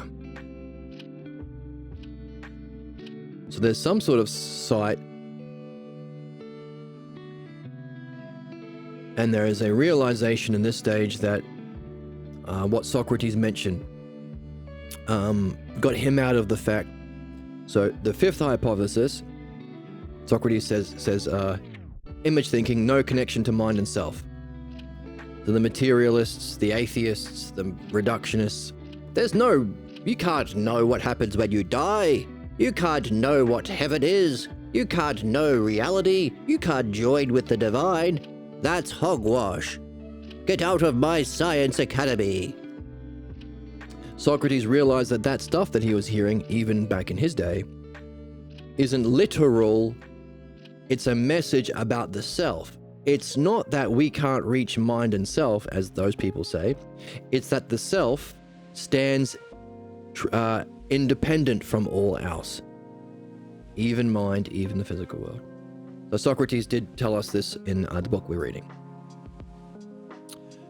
There is a real, but also a wonder of whether or not you can keep that sense that there's a self that's independent and transcendent. That's you. There is a relaxation because one realizes the false images of the self can be undermined, yet their power still remains. And there is a longing to remain in the old familiar realm. With an inner smile, he comes to see his spiritual progress has begun. What was formerly ignored raises itself to be seen and heard. The day is open and the night reveals itself as nature stands in awe. The source is there, away from all else, as different and yet the same. He wonders if it could ever be shown in its glory, yet it has no marks. Now this is where we've deviated from the ox-herding pictures. This isn't about luminosity of mind, which the ox-herding pictures are about. It's about the self. Notice, no marks. That's different from beauty and justice and all of the eidos. So it does seem to be about the Lama pictures. Also notice, the glimpse was the beginning. Then recognizing you've got problems is stage 2. Seeing that there's a source to problems, balloons, and it's solvable is stage 3. And having some success is that same stage. 4 is being able to lead the conversation, to lead the discussion. So those are 4 different stages. Here we have, you've had that sense, not an experience, but some sort of sense or some sort of vision of sight itself. So there's that first stage. He realizes that the false images of self can be undermined. That's the 3rd stage. Realizing that problems are solvable. Their power still remains and there's a longing to remain in the old familiar realm. That's the 2nd stage. Recognizing you got problems, and it has the unhealthy habits of the ox in the stage 2. When inner vision is properly focused, one comes to, with an inner smile, he comes to see that his spiritual progress has begun. The day is open and the night reveals itself. What does that mean? As nature stands in awe. This seems to be a description of how the world seems to you in this state of mind. Was formerly ignored raises itself to be seen and heard. The day is open, the night reveals itself as nature stands in awe. The source is there, away from all else, as different and yet the same. He wonders if it could ever be shown in its glory, yet it has no marks. Kind of breaking the structure a little bit, isn't it? Does that mean that if this is presented next to the ox-herding pictures, like a good philosopher does, he's giving us a puzzle? Puzzle to solve. Stage 2 or 4th midwifery picture. With that state, there is a sense that the self has no marks. Yet there also comes the realization that unrecognized past beliefs have the power to disrupt the free expression of one's clarity of mind. Once again, it does sound more like the Lama pictures of the self rather than the luminosity of the ox pictures. One's path needs, because of the word clarity and not fire or light or bliss. One's path needs the precision of seeing the origin of one's delusive feelings and the origin of the errors implicit in poor judgment. Diligent work is necessary, and with dedication there follows harmony in oneself as he searches for what sees and hears and thinks, which is what we just talked about. Xenophanes question. What is seeing, hearing, and thinking? Before you divide it up into the different senses.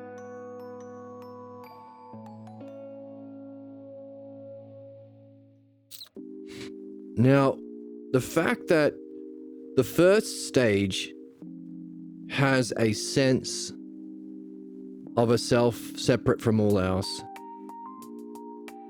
has a puzzle, how can I keep that? Has a realization that you can solve problems.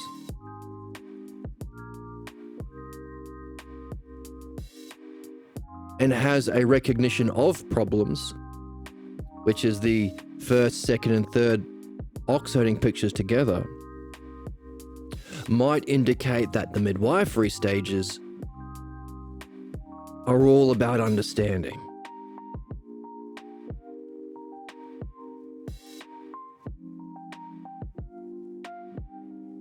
They're not separate stages after a glimpse, after a profound state, and then training yourself and then having some success. It's, through understanding, you understand all of it.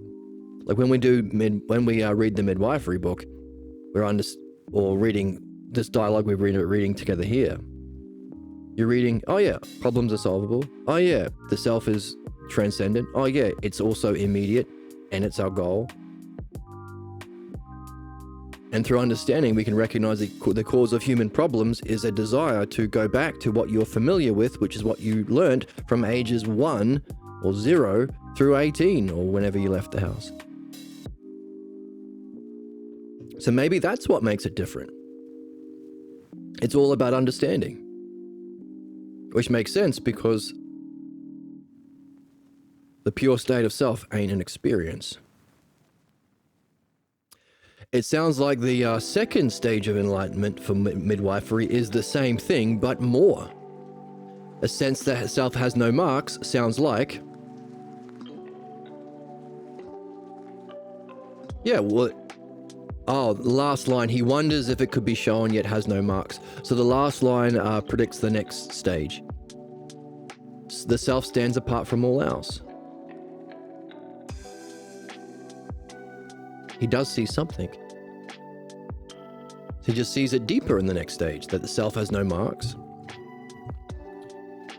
He recognized the problem, but he sees deeper into the problem now. What was formerly the false images of self can be undermined, and that there is a longing to remain in the familiar realm. So that longingness to remain in the familiar realm is a problem. Now it's, oh yeah, that longingness to remain in the familiar realm, it's a realization that that's caused by my unrecognized past beliefs. So it's an upgrade of the same thing. One's path needs the precision of seeing the origin. So now your midwifery goes from recognizing that you've got problems and reflecting on it and the false idea of self to how far back can you trace the source of your problem and can you address the origin scene? So it seems to be mapping the stages of philosophical midwifery. You've recognized you got problems? Well, the first stage of ignorance, you're not doing anything. You're just in the rat race, chasing physical gain and debating like a debate pervert. Debate weirdo. A debate weirdo. The second, you start to, maybe you run into a philosopher and you haven't run away from him like most people do. And you're starting to wonder, hang on a second. What is it that looks? What is it, the self? What is the self? And can everything be a reflection of the self? Start to turn your mind away. Now you've gotten into midwifery now. You started to apply what you've been reading about. What's that? Ousia. For a lot of people, they never even think about their thoughts. So the simple stage of turning inward or reflecting on your own state of mind, your own thoughts, your own patterns, is a jump in enlightenment for most people, for a lot of people. And for almost everyone to do it systematically with a skill, that's huge. That's the first stage of enlightenment. It comes with the realization that the self you're after isn't a physical thing, but you recognize, hang on a second, when I'm in this midwifery, I like the state I'm in, or I'm in for a few moments afterwards, for a while afterwards. But I want to, how do I stay in that kind of self-reflection on the self? Because I recognize I want to go back to my old patterns. But by participating in midwifery, and maybe even seeing others go through it, I am realizing that we can solve problems. So that's the first recognition of the intelligibility of reality, or the self-logos, and a first glimpse into the intelligibility of the pathologos. Both are needed and both are objects of understanding. So already we've shot above the first 8 oxiding pictures. And congratulations, you're doing midwifery and dream work, and you're reading the stuff. It's a stage of enlightenment in midwifery.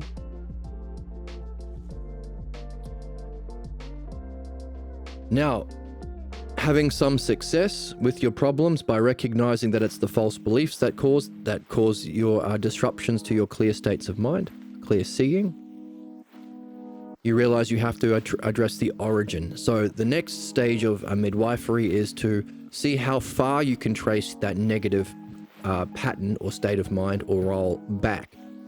Can you find the origin scene? How far back can you go? So depending on how diligent you are, how often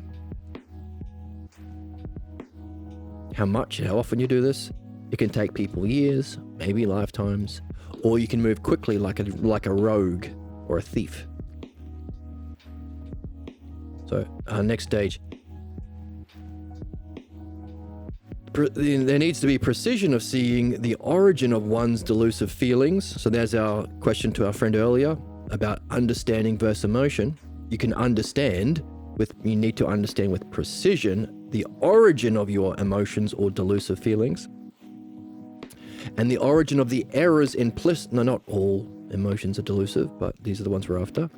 See the origin of the errors implicit in poor judgment. So you've gone from recognizing there are times you make poor judgment, you interpret, you respond in a way that's not the ideal, that blocks you from your excellence or goals. Now we're starting to see the origin of those errors. That's why we have the notebook under our cushion, even if we're doing Reiki or yoga or whatever. Have that cushion, have the notebook, pencil, the notes app on your phone. The first stage is recognizing that you have a repeating cycle of patterns that block you. The second stage is realizing there must be an origin. Just as in our reading, we started to recognize there was a pattern behind Socrates' exploration and reasoning about ideas. There must be an origin leading us to the dialectic. Diligent work is necessary, and the dedication there follows harmony in oneself. So here we go, diligent work and dedication, which is a kind of nurturing of what we're learning. It's not just a hypothesis. It's not for Socrates to get enlightened. He's done his work. It's for you. And not for the author of this book to get enlightened. He's not here anymore. It's for you. And if we recognize that using Pyramid Head, the Great Pyramid, that, where's our pyramid? Is Pyramid Head not on the board? Surely he is. Here we go. That while you can recognize the meaning of life with one term, the art of dialectic, you can recognize that, hang on a second, we're always in it. We are master meditators. The difference is, what we are doing here is claiming our psychic energy and free will away from fate. Because while we're always doing a dialectic, it's either on your pathologos, every thought you have is a meditation on your image of yourself. The difference is if you take it literally, you are bolstering it. That's why debate is so terrible. Debate pervert. You're just adding more psychic energy into the very thing you're supposed to purify. That's why fantasies are bad. Gooners. For gooners. Some goons and some gooners and some weirdos. That's why life isn't worth living unless you're doing this. You're just going to spend every moment because if you plan, what am I going to do for lunch? Who? This guy. What's he going to do for lunch? Whoops. Who is this guy? Not you. But you've added some thought or psychic energy into it. We're master meditators. Just look at bankers. Let's look at capitalists. Yeah, they do fucking evil shit. Unjust shit. Completely divorced from humanity, empathy, and rationality. But, well, yeah, true reason. Because they spend every waking moment contemplating the bank account. They're master meditators on the wrong object. That's a fantastic representation of all people. So if you recognize that, and you recognize there's only really one choice. So the meaning of life, the art of dialectic, is now separated into two terms, the one real choice. In the hero's journey, it's called the call to adventure. Hey, Anakin Skywalker. No, Luke Skywalker. Do you want to stay on the moisture farm, inherited through your family, staying in that same role and the same diminished image of yourself, or do you want to become savior of the universe, become a Jedi? Hey, Harry Potter, do you want to live as the tormented stepchild under that staircase, or do you want to become king of the wizards? Hey, Luffy, you want to stay at home in that small island with a bunch of people tormented by pirates every now and again, or do you want to become king of the pirates? It's archetypal. What we are seeing is the paradigm. Do you want to choose spending every waking moment adding psychic energy into the cause of your problems and the cause of your negative or downward reincarnation? Or do you want to take the controls back, take the wheel, drive the car yourself, and practice this? Reflect on the true self. What is the whole of seeing and hearing and thinking, or what's watching it? Using the dialectic to explore ideas and not debate. Wonder about your dreams and not dismiss them because you know better. Listen to them. That's the choice. The pyramid goes on to say, hang on a second, well,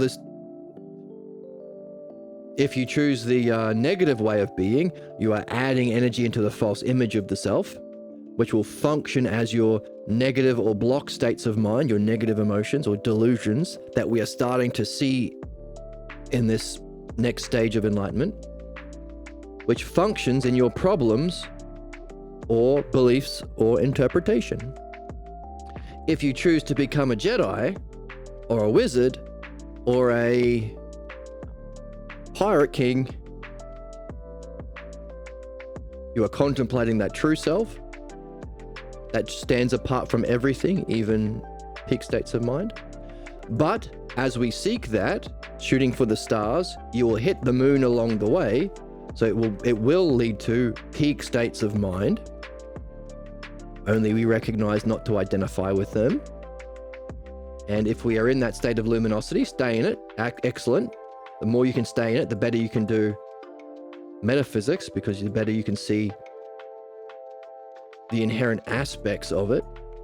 Bliss, beauty, truth, justice.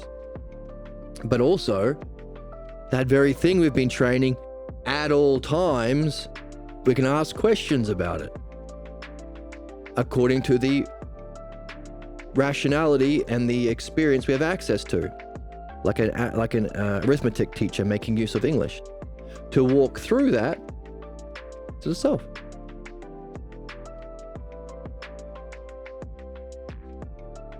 True self, the best states of mind, that may include clarity or bliss. and our ideal functioning, which is that very pathologos. So there's the three. You either have the three of the pathologos, the ruler, the self, the power or the state of mind, and the activity or functioning of the self or the false self, the peak states of mind or block states of mind, understanding and dialectic or belief and interpretation. And then the final stage of that pyramid, because why not, plays out in the drama of your fantasies, of your thoughts, of your daydreams, of your night dreams, by recognizing, hey, when you're in your dream, let's use your dream for an example. Did you reach your goal? Was your conclusion? This is the dialectic, by the way. 1, 2, 3, 4 stages, dialectic. We work backwards. So these midwifery stages are working backwards, looking at your problems. Did you reach your goal, or are you stuck in fate? The self-fulfilling prophecy of your fate, or your excellence or purpose? Are you gaining mastery and following the logos in whatever you do? Either way, it'll be due to a role you're playing. So if you're looking at your problem in your dream, did you reach your goal? No. What role were you playing? Oh, interesting. Does that role have a history in your life? Have you always played the annoyer or the troll or the whatever role you're playing? How's that worked out for you? If you recognize the role leads to the conclusion, then where did the role come from? What state of mind were you in when you playing in that dream? To be in that state of mind, what idea of self must generate that? Which is a reflection of reality itself. So we're a microcosm of the macrocosm, because the self generates the peak state of mind, which then functions in the ideal way, in the cognitive functions we move through, just like in our individual experience. The image of yourself generates your states of mind, generates the functioning that you live out, and in time we get to experience successes and failures. So that's the pyramid. And of course, underneath that, you can have a set of 5, but we're not going to put that under there because look at how many 5s we have. We got heaps. Look at all these 5s. Cognitive functions, types of pathologos, types of interpretation, types of negative responses that we humans respond to truth with, the activities, the causes, the 5 causes. Example. The activity, the causes applied to our intended activity, what's in a dialectic or midwife talk. The greatest activity, dream analysis. Art, the art of divination. Kinds of dreams, 5 kinds of dreams. Levels of intelligence, there's 5 there. The 5 are ox-herding pictures of the Enlightenment, if we take the glimpse and the return as one. So all of those 5s can fit under this pyramid. And if you're asking the question, why does that the YouTube thumbnails have pyramid head showing up? It's because of this. Pyramid head. Personification or theology of this. So, if you recognize this, it's going to be hard to ignore it. Every moment, you're either going to be adding energy and life energy and time and psychic energy into this or this. There's no third option. There's no neutral option. It's one or the other. And you're really good at it. You're really good at the dialectic. Master contemplators, all of us. Question of which one. Now, if you have that recognition, then it can be easier or better or helpful into putting diligent work and dedication into doing this at all times, because you recognize the danger of not doing it and the success from doing it. As a result of dream analysis every day, reflecting in this way, talking in this way, reading in this way, reflecting on our problems in this way, there follows a harmony in oneself as he searches for what sees, hears, and thinks. So you're still carrying that question. Carry that around at all times. What's this? What's watching? What's the whole? Normally it's a specific sound I pay attention to when someone yells, "Hey idiot," or a specific color that I pay attention to with my sight. Some hottie posts a thirst trap online or something. Or some thought that comes up that makes me think this or that. And what's the whole of it? And what's having that? Facing the source, his true nature is awakened as he holds fast to what is. Realizing the power of the source, he smiles along the way. His way. Mountains and valleys are the same. Ups and downs are plateaus. But alas, he wonders if all this could hide the logos. Interesting. So you're starting to notice the ups and downs inherent of this process. So you're starting to learn the process.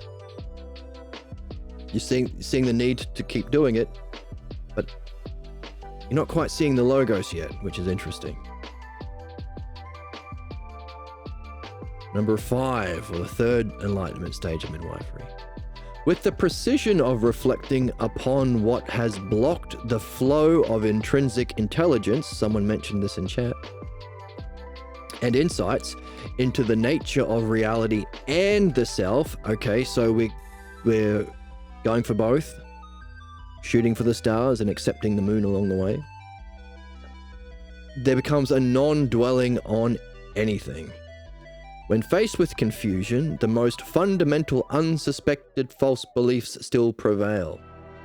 So you're starting to have even greater success. This does seem to be all of it at once. You've got a glimpse of the self, you've got problems that remain, you've got seeing into the nature of problems, and some success all at once. They're just levels of division into it. So you've gone from a little bit of that to now you're addressing the origin scene. So can we find anything in particular that would distinguish the next phase of midwifery?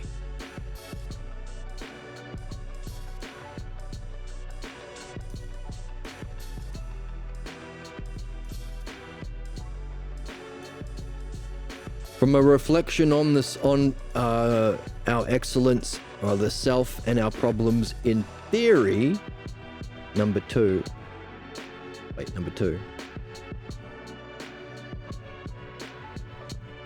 The first stage of enlightenment is self-reflection, Usiya. So these are all stages of Usiya.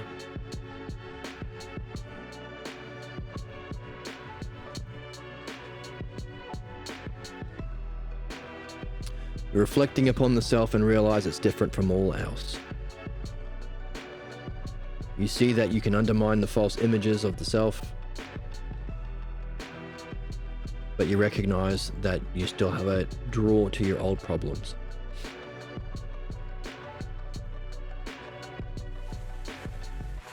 So you've gone from images, which would be the 5th hypothesis, the first stage of thinking. So reflecting on the images that you have, to the beliefs. Now tracing the beliefs, you have to find the origin of beliefs. Hiding the logos.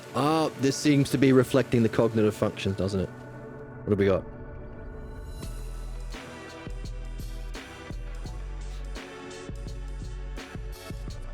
You start to notice that image thinking is the cause of your problems, and the self stands apart from all else. Next stage, you start to recognize beliefs and have to find the source of your belief. But can behind it hide the logos? So it seems to be anticipating understanding, which is the use of the logos.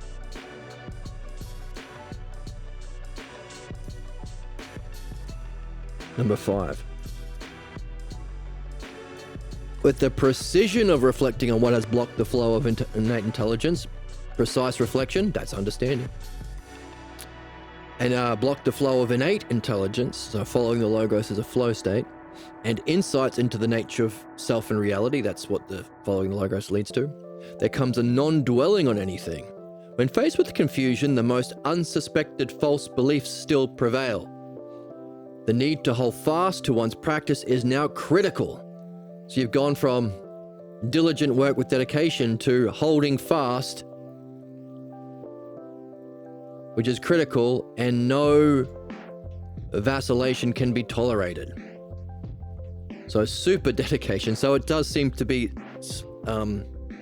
levels of upgrading of the same kinds of principles all the way along. The soul rides untroubled by this or that direction, but he wonders, can he allow it to be a guide along perilous paths? With the least effort, excellence finds itself in the least of things. Without the need for clashes and fury, he follows the noble self.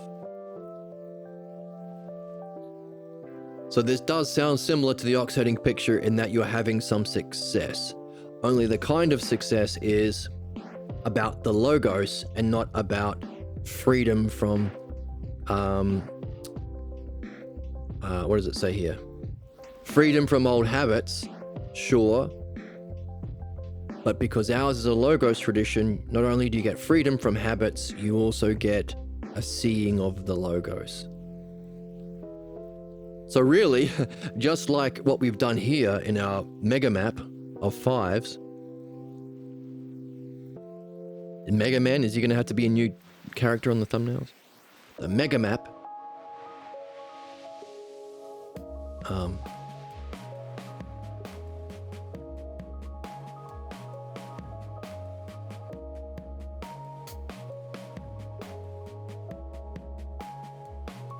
Right, what we started with was the physical causes, some people call the Aristotelian causes. Now, we could call them material causes because Aristotle misses a key one. He misses a key, this one. He usually has 1, 2, 3, 4, but there are 5. So, if you have the email address of Aristotle's estate, you can say, hey, by the way, you're missing one, pal. Not to own him, but to own him. I don't know. All we did was take these, material cause, skill, activity, or mean cause, instrumental cause, paradigm, and first and final, and added Usia and Logos to turn Billy building a house into Billy doing his intended function, that for the sake of having a house, master the dialectic, or dream work. Just added what would be a material cause that's worked on by Usia and Logos. An open and receptive soul to Usia and Logos. What's the activity of Usia and Logos? Dialectic on these texts or midwifery on your problems.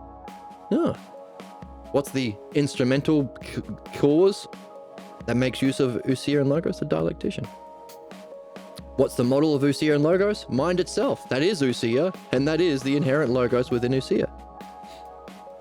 What's that for the sake of which? Ultimately, to apply that all of this analogically to even that experience, to develop the higher kind of dialectic, to do the same thing to even that, to move from Usia, the moon, to the stars, the self. Having awakened a new activity in the self. So taking the insight into self, or the recognition of self, plus an even higher logos, giving rise to our ultimate goal. So it seems to be a similar thing here. Adding logos seems to be what he's doing. Adding logos to the... So Usia is experience, it's self-reflection, so he's adding logos to the Usia here, seems to be. Making it different from the ox-herding pictures.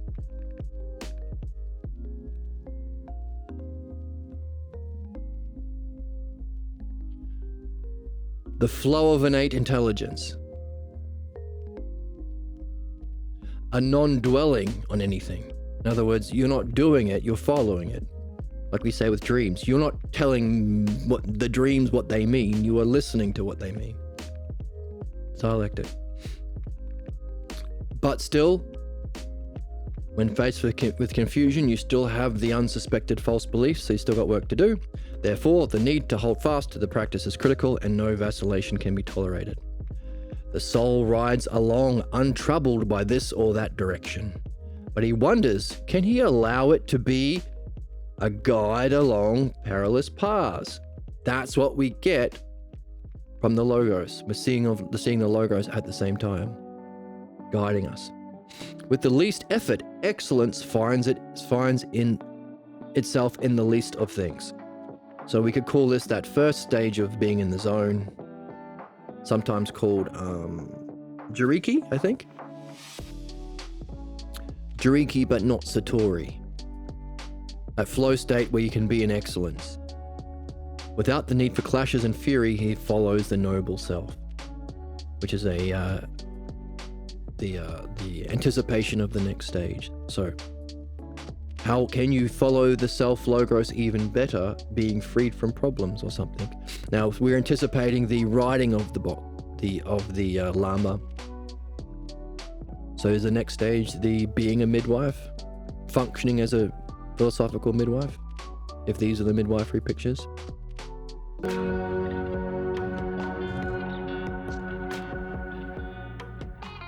Riding the bull. The struggle to achieve is over. What had formerly turned his head no longer has its allure. Similar to the oxiding picture. Try though others may want to upset him, he remains undisturbed. His mind is free of the attractions to things about him, and he knows the path can no longer be reversed. Knows the path? He now is in the company of those seers of old. What does it mean to be a seer? He has left his home and found a new home to dwell within. If this is the activity stage, like being the midwife, is it a new home? When you're a midwife, are you there? It is what we've been seeing as our purpose. Have we returned to our true purpose? By being able to follow the logos in guided reflection on our reading problems or dreams? He has left his home and, excuse me, finds a new home to dwell within on this channel. And if you're one of the people who want to hang out here often, you can be one of the founding members and you'll get a special emoji by your name, and that can be an object of pride forever. Nature once different emerges as different, or at least as long as Twitch remains alive. Nature once different emerges as differently the same. Interesting. Because different and same together is what we have been learning is how we describe that experience of luminosity.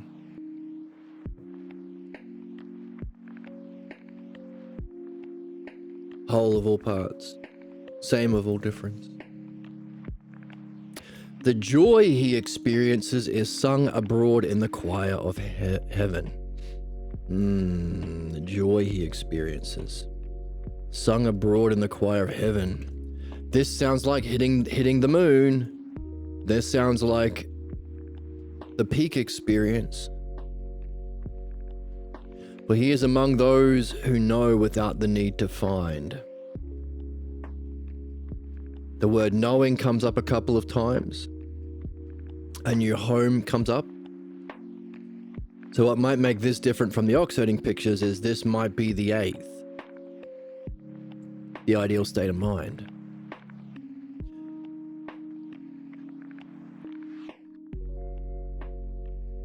This isn't talking about functioning. It's talking about seeing and knowing, which sounds like the 8th oxiding picture. He has the spirit of the ancient patriarchs. He's with the ancestors. He's found that new home.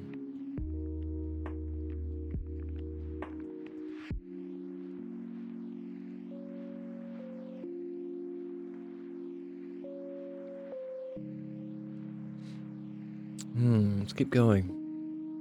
Number 7, which is the ideal of a freedom from false beliefs in the ox herding pictures. Let's see how it comes up in the midwifery pictures.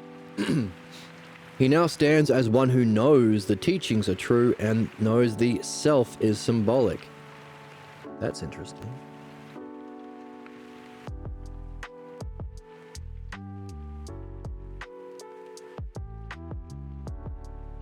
What does that mean?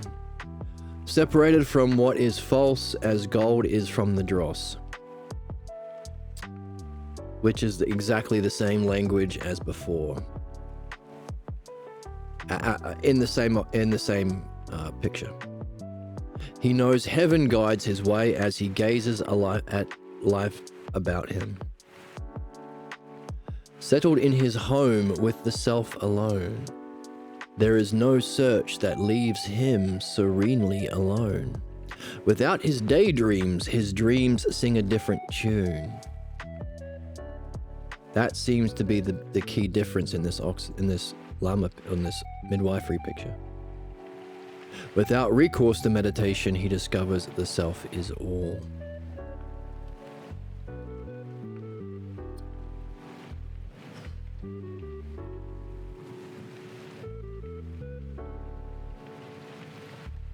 It does sound like the same thing, separated from your pathologos. So if we applied to the practice of midwifery,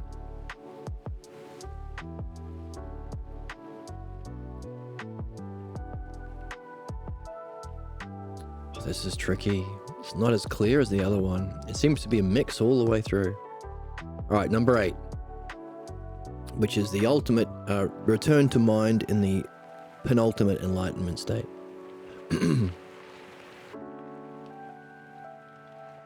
Mind alone he sees without hindrance. What?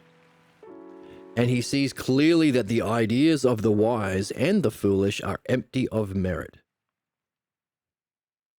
What does that mean? Concepts? His mind is free of all dualism between self and other, while his stance shows not the least sign of holiness. Having no use for practice, he abides within himself contentedly. The self that is participates in the mind turning about. Mind's turning about. All right, sounds like the same thing, doesn't it?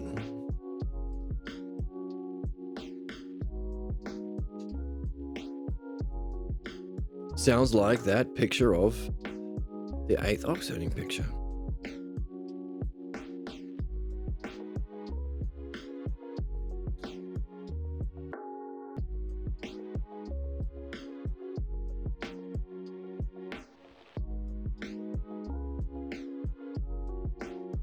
Astonished he is by the grandeur of its luminosity. Yep.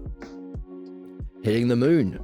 He sees the vastness of heaven with justice and truth. The eidos. So he's returned to mind with the seeing of the eidos. It seems to be the same thing, only the difference being there's a deeper understanding added about beliefs and images and the origin of our beliefs, and the word self thrown in there, and dreams being mentioned, and a state of mind of smiles or joy, 2 kinds, 2 states, and sprinkled in there the 2 states of clarity and luminosity.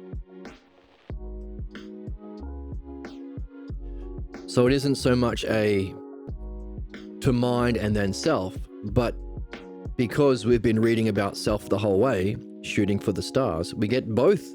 We get clarity and pure states, and we get luminous states.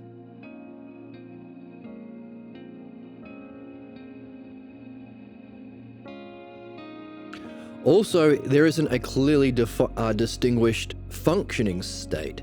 So, within midwifery, from the beginning, you'll be midwifing people.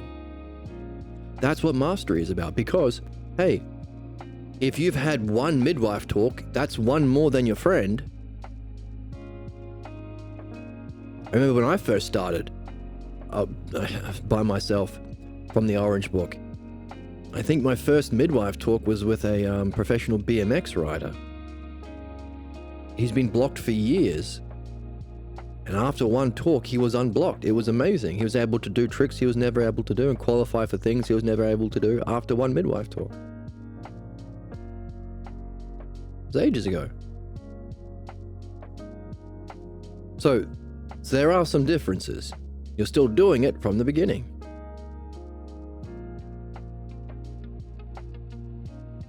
While there may be a principle of you can help people up to the level of development you're at, that means you can help people who haven't seen what you've seen, rather than there being a completely separate stage. So those are some differences, right?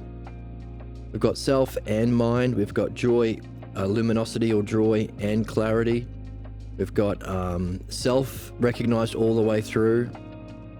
We've got the path or logos that we are following. We've got a recognition of what we saw in the pyramid head. Do it at all times. It's not an sometimes thing, because you're either undoing your work, you're unstitching the stitches, or stitching. So we hold fast to our practice. That's what the virtues are. Doing it all is a way of being, a learning and nurturing. Yeah, and each step along the way, there's some success and some problems.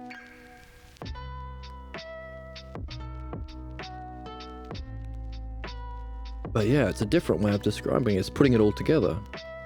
Adding those key terms that the Buddhists lack. Self, beliefs, images, logos,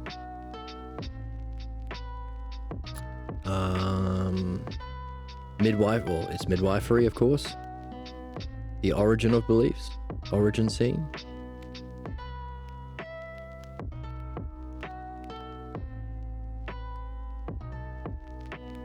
And its gradients while participating in all problems, success, and doing it, or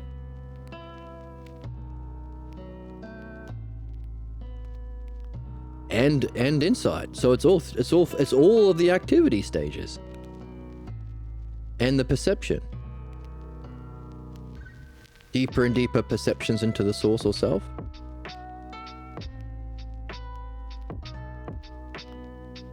Dawn of the realization that self says all parts, and it's different, that there's a self that's independent from everything and a false image of the self. A deeper clarity of mind and a seeing more that self has no marks.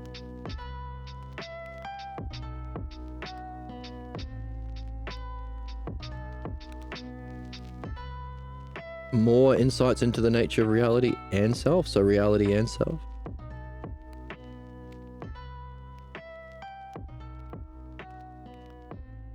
Every step of the way, there's a reduction of effort. So as you participate more and more in the practice, there's a reduction of needed effort.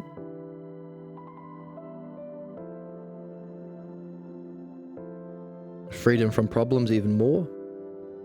More of a knowing of the path.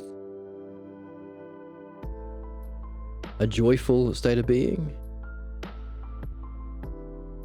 Seeing it in nature.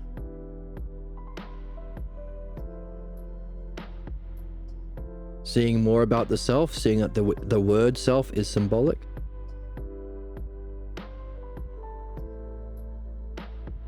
Or a symbol for the ultimate reality. Further separation from, this sounds like a complete separation from your pathologos.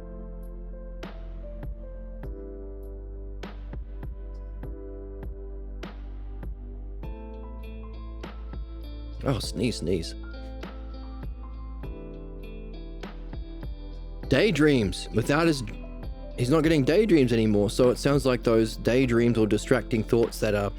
So the relationship between dreams and daydreams in midwifery is your dreams are messages, and the daemon, the good daemon, messages, And your daydreams are the kakodamon, or necessary expressions of your pathologos to keep your problems alive, to keep your world rational and intelligible.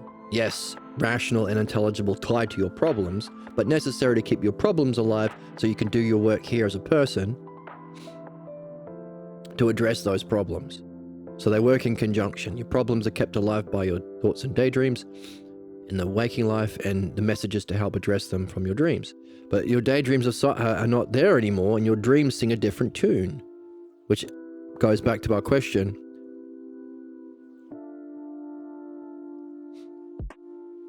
Is there a fifth class of dream above pathologos dreams, reminder dreams, prophetic dreams, and insight dreams?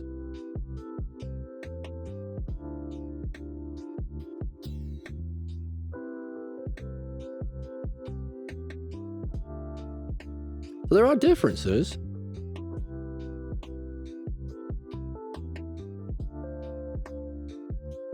Then differences are interesting. So, number 8.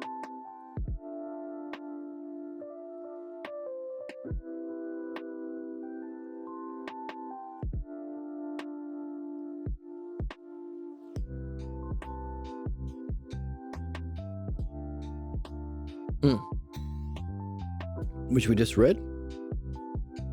Yes. Hitting the moon. So return to that luminosity with the logos in our back pocket. Mind alone he sees without hindrance, so mind seeing itself. The non-dual or the oneness experience of self and other. Not self-separated from other, that would be the ultimate. It's the penultimate of self and other together. That's the oneness. That's what the gods represent. That's eternity. That's the creative divine. The demiurgos that creates the world. Yeah. I mean, the self is still, it's tricky, but forget that. The vastness of heaven with the eidos, the justice and truth. All of these ideas we've been exploring through the dialectic and our reading along the way. That for the sake of which. The vastness of mind of itself turning upon itself leaves wonder alone. This is our curiosity and wonder we've been developing along the way, but maxed. And he joins the masters of old in the spirit of their nobility. Now, what's the other side of this experience? Number 9. Having found the source is everywhere. Now, of course, there's 2 levels of source. Not sure what she's referring to. There is no defilement of false belief, since his serenity lies in being purely with non-assertiveness. Interesting. So this depth of seeing the nature of the logos permeating and unfolding in reality would leave a non-assertiveness. Because if you see the path, you're just on the path. A metaphor I've heard given is a butcher doesn't have to sharpen his knife. A master butcher sees the sinews and the muscles and the fibers just effortlessly, that follows them, and it works. Doesn't ever dull his blade. Now, it's a poor analogy. It could be kind of a lame analogy because it's physical and all the rest, but all the changes that others undergo have no consequence on his way of being. That's pretty good. And that's the thing we've been talking about today, haven't we? By having the logos of understanding, we're not limited by Reiki teacher or yoga teacher or anyone's book on dream interpretation or anyone's book or words at all. Anyone we could recognize. This is your level of logos and vision and understanding, and this is your level of kind of pathologos and the scope it has over you. Even Buddha. That's why we're prepping for the book that you are going to write. Not me, you. And maybe me. You, but you. Also you. The natural world flows as he views the natural order unfold.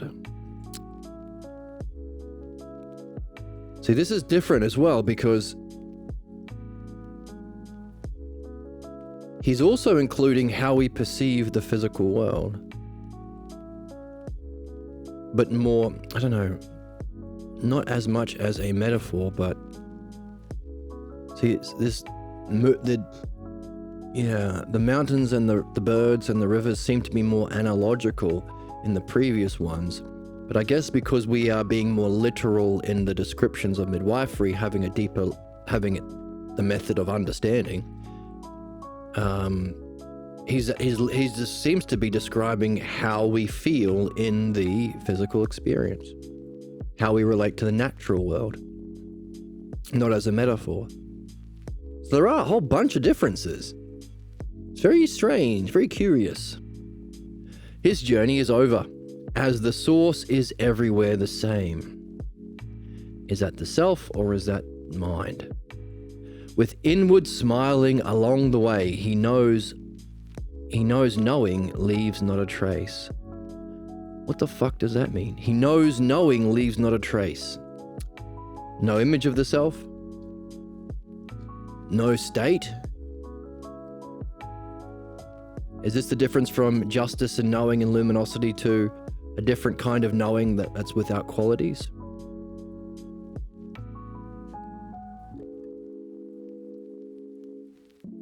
Oof.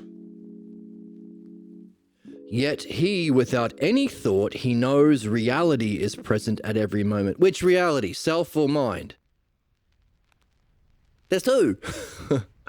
Stars or moon? Are you a star child or a moon baby? Yet he, without any thought, I read that, knows reality is present at every moment.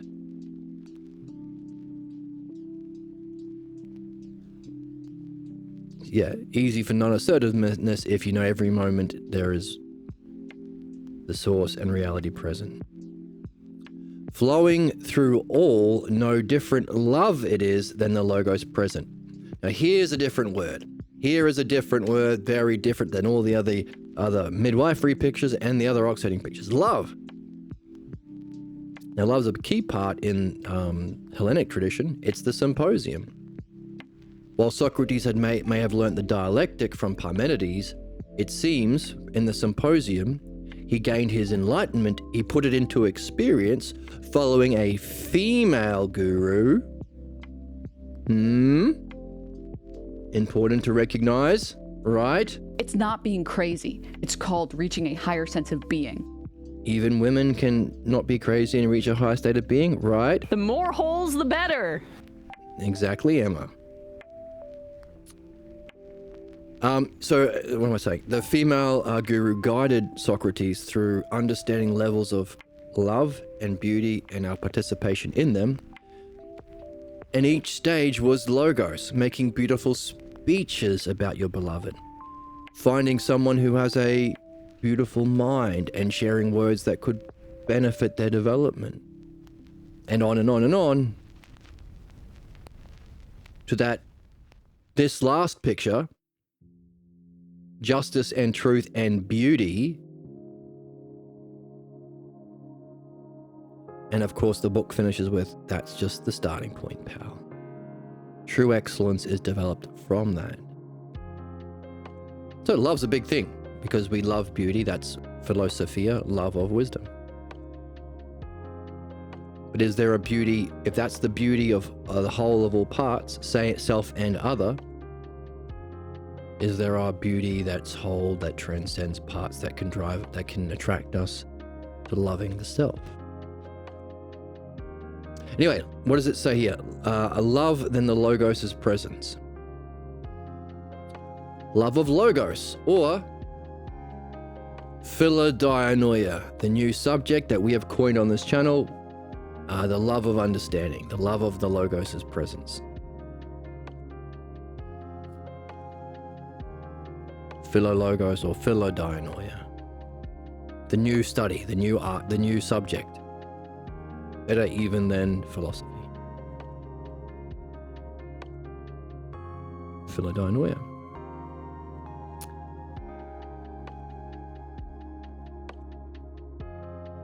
Notice there isn't a after the glimpse in the third ox, there's the problems in the fourth. Equally so, after the glimpse of self in the oxes, there is a problem.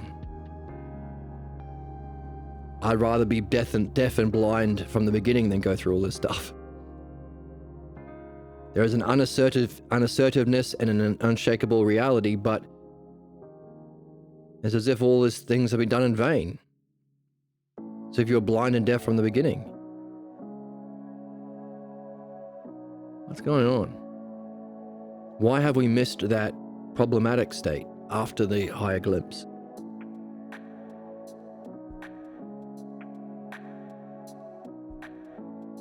Is it because we've been doing all of the steps at all times? Not only have we been doing midwifery, so even a beginning midwifery student is still learning about the self, is still reading Homer about the self.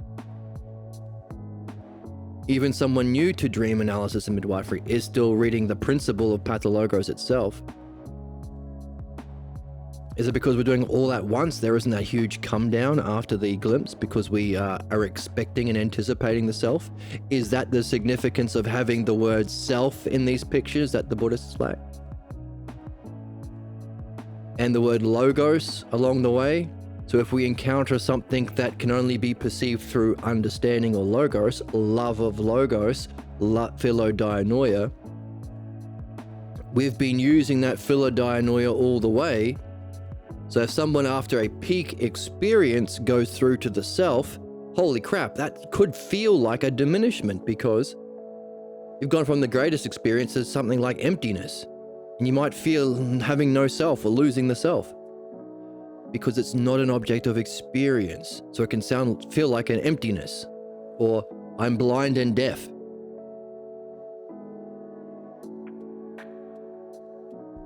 Requiring the next 6 Lama pictures. But because we've been doing the logos the whole way as our method, maybe we don't have that strict come down because we're aiming for the stars and the moon. We're anticipating the one self because that was our guide. Even though we hit justice and luminosity in the 8th, we were always focused on the self. Every step of the way we've been doing the dialectic, which is the method to the self. Every step of the way we've been reading these books about the self. Every step of the way we've been learning about the pathologos idea of the self, even while doing it on our specific pathologos.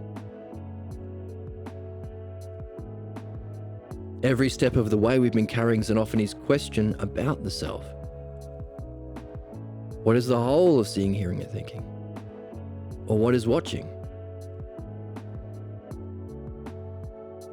And therefore, it isn't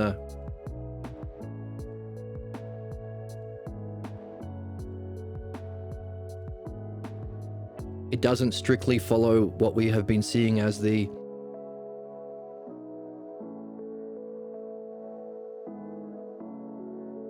glimpse, 4 activities, or the first cause, 4 activities, and then the return to the first cause as the final cause, or that for the sake of which, that everything else follows.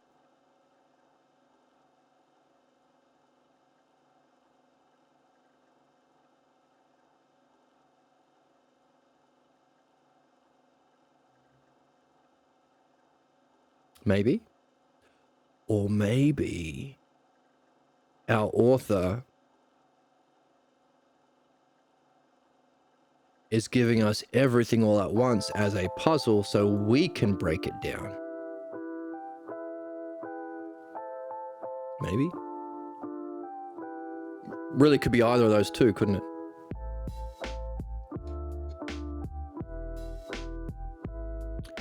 Following through all, no different love it is than the Logos' presence. So we're loving and following the Logos through everything. Our journey is over, so we've completed our human purpose, escaped not only our individual problems, but learned about the pathologos itself to escape the prison of reincarnation. There's 2, remember?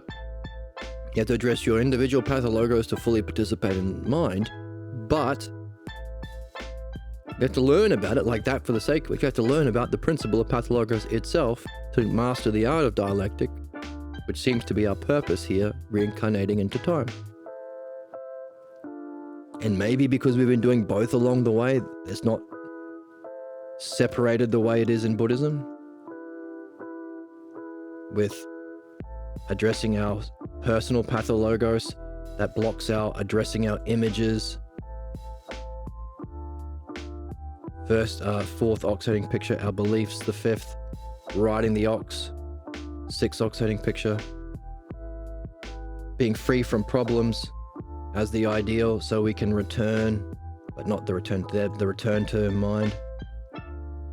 Whereas to move to the self, we have to be learning about the principle of the pathologos and seeking the self. But if we've been doing that all along the way in midwifery,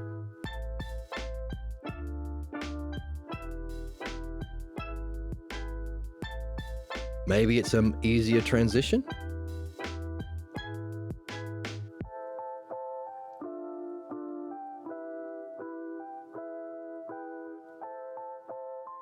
We can anticipate a self free of qualities.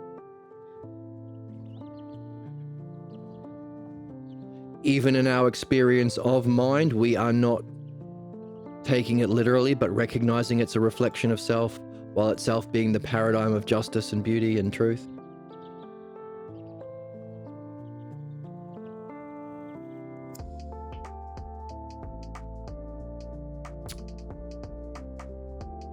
It's either that or it's a puzzle for us to put into those 6 stages, right? Could be either. The final one. Without the slightest sign.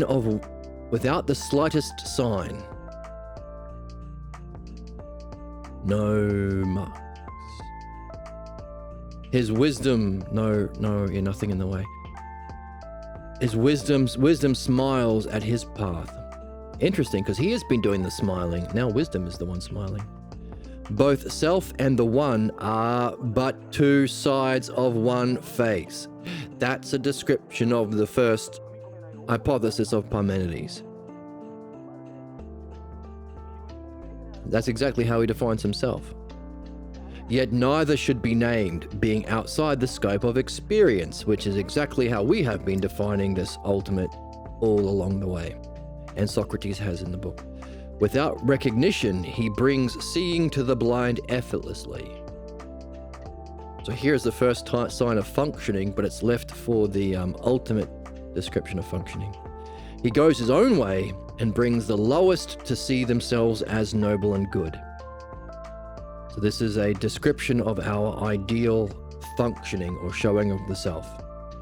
You're your own self, you're not copying or imitating anyone, but you effortlessly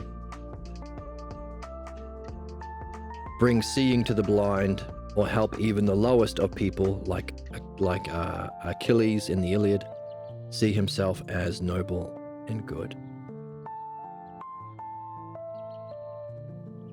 His path springs freely with powerful effect, without following any of the ways of the ancient sages, most fully yourself. With charm, this is the key idea. This is added definitely for a reason. This is one of the key mysterious things talked about by Socrates, but only briefly. Charm. A way of doing this that's authentically yourself, but also engaging, friendly, funny, keeping you open, charming to follow, whether you can follow with charm or you can lead with charm. Open and receptive to learning is a charming thing. Guiding is and it can be done in a charming way. With charm, the old philosopher moves freely, amidst all the changes coming and going without pause. Interesting. What the hell does that mean? Sounds important, so let's highlight it. He amidst all the changes, so there's the changes of the logos. No pause. He raises withered trees that never had bloomed. Sounds pretty neat. Touching through the logos, there we go. So there's our logos again. That seems to be the key difference between these, logos, self. beliefs, images, beauty, or trustus and truth, so the eidos. So all of those key words that we are saying isn't even in English, but needs to be there. We have the word the, so we're already ahead of some languages, but you need the eidos to recognize what beauty and truth and justice are. You need usia to recognize that what we're awakening, that cognitive function, all that sixth sense. You need the word self, because that's what it's all about. You need the logos, because that's what we do, that's what we follow. That's what we're looking for. That's what we follow effortlessly.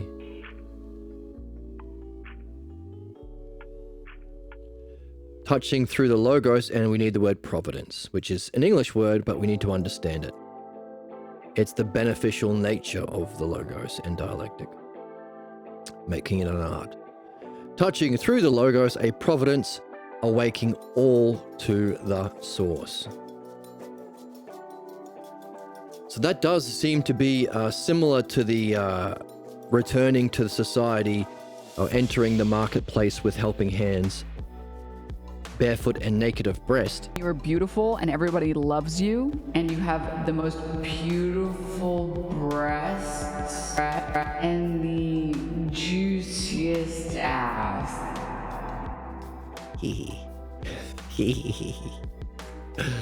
This is you with the most beautiful breast and juiciest ass. So similar. Before me, dead trees become alive.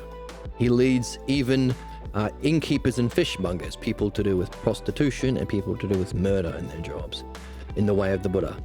Without recourse to mystic powers, he withered trees he brings to blossom. Similar imagery. He raises trees that have never bloomed. He brings the lowest to see themselves as noble as good.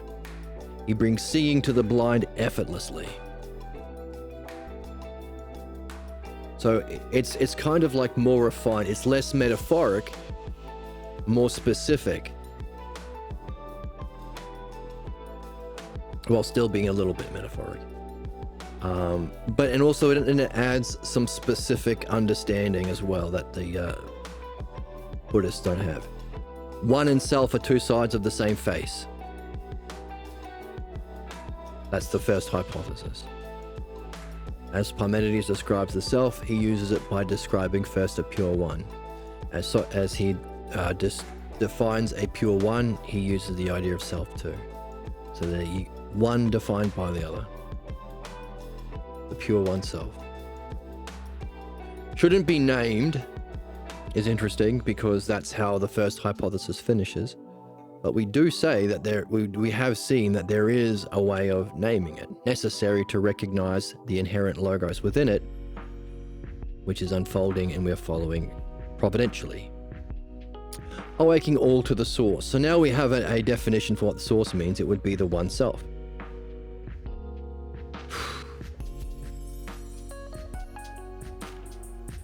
But we are left with the same issue we had with Buddhism. That describes how you function to others.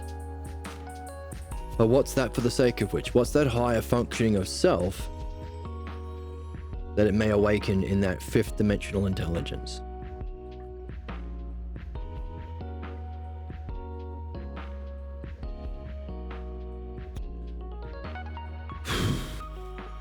So what have we got here?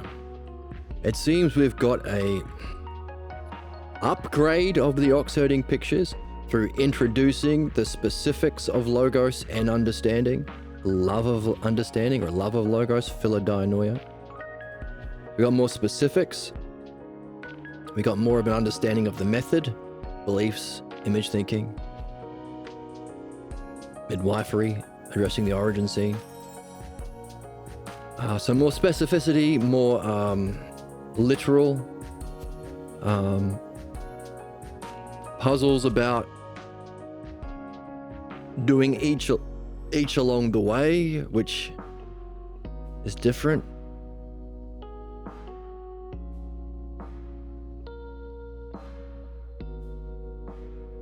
But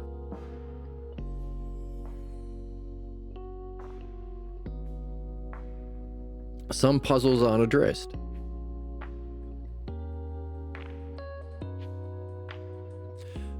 So what we have here is a way of introducing the principles of midwifery, logos, and dianoia to better understand our human path and better understand what happens without the logos by comparing it to Buddhism, but still with some questions, such as, what's that for the sake of which? And is there that specific kind of dialectic applied for this transition? Whoops.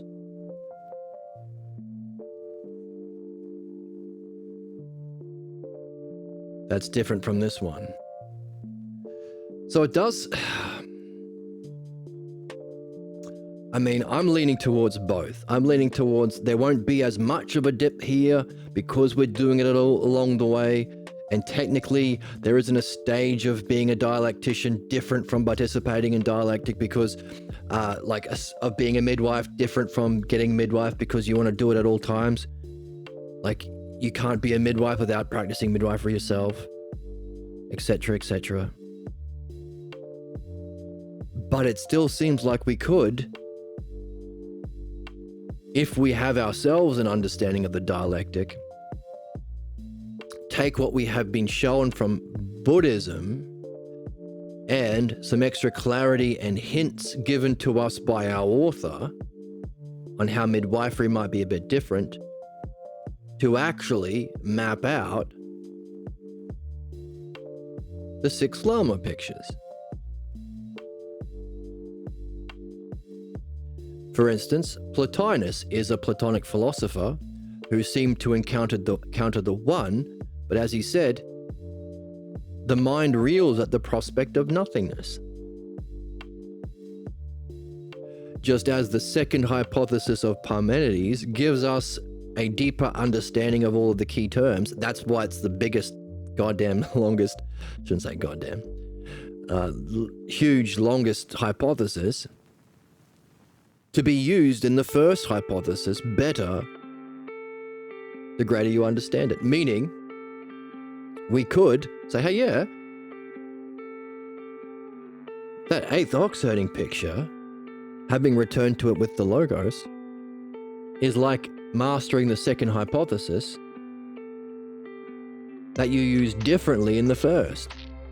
In other words, there is that transition from arithmetic to calculus.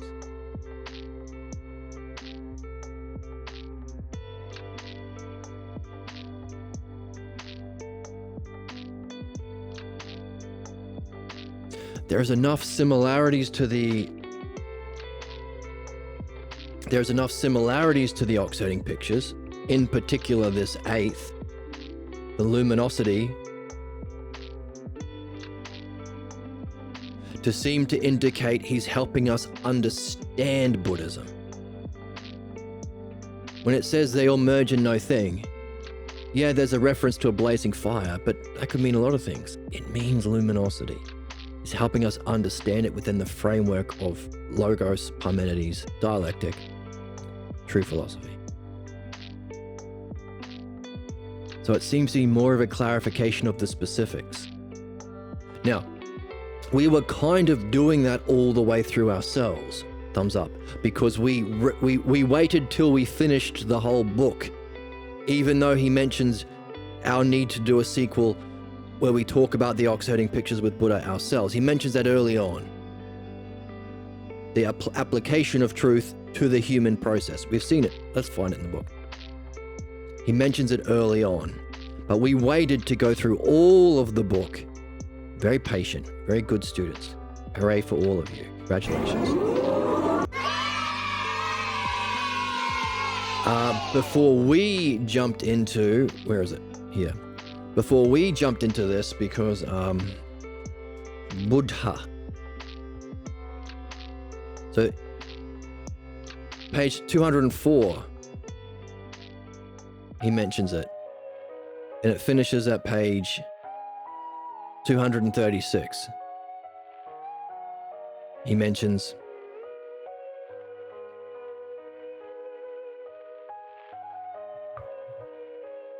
I would like to have a description of the journey of the soul through all of our experiences, through to the other side of heaven, because there are stages along the way.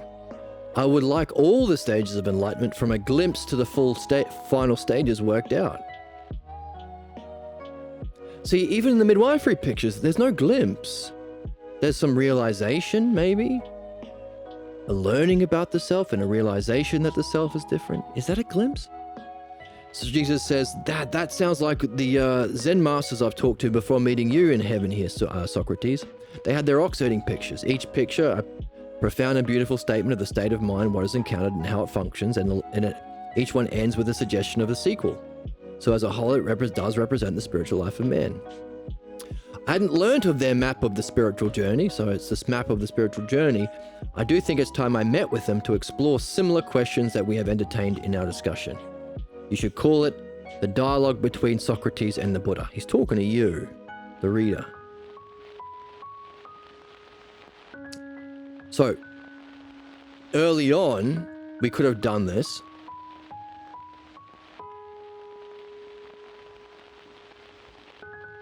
But, so therefore, when we were going through these ox herding pictures, we were going through that process of translation together. It seems like these midwifery pictures are filling a couple of different roles. They're giving us an understanding of those ox herding pictures by using the logo so we can translate it, which we were kind of already doing. Not fully following it, there's no clear dialectician step, which indicates there's difference. The key difference is we're shooting for the stars and hitting the moon along the way. And because we're following the self-logos from the beginning, necessary to properly address our problems. So there's some sameness and some difference. But it does seem to be structured in a way to fit the ox herding pictures rather than structured in a way that would do what Socrates is asking us to do, map the stages. In other words, enough to give you stuff to work with as you, in your book, apply that understanding to the Buddha, but then introduce these key ideas to maybe map that second class of dialect, and maybe even put it into the 6 stages, which would be using that divine luminosity as a reflection to learn about the self, which is what we've been doing all the way along. It does seem to be enough clues to suggest that's what it is.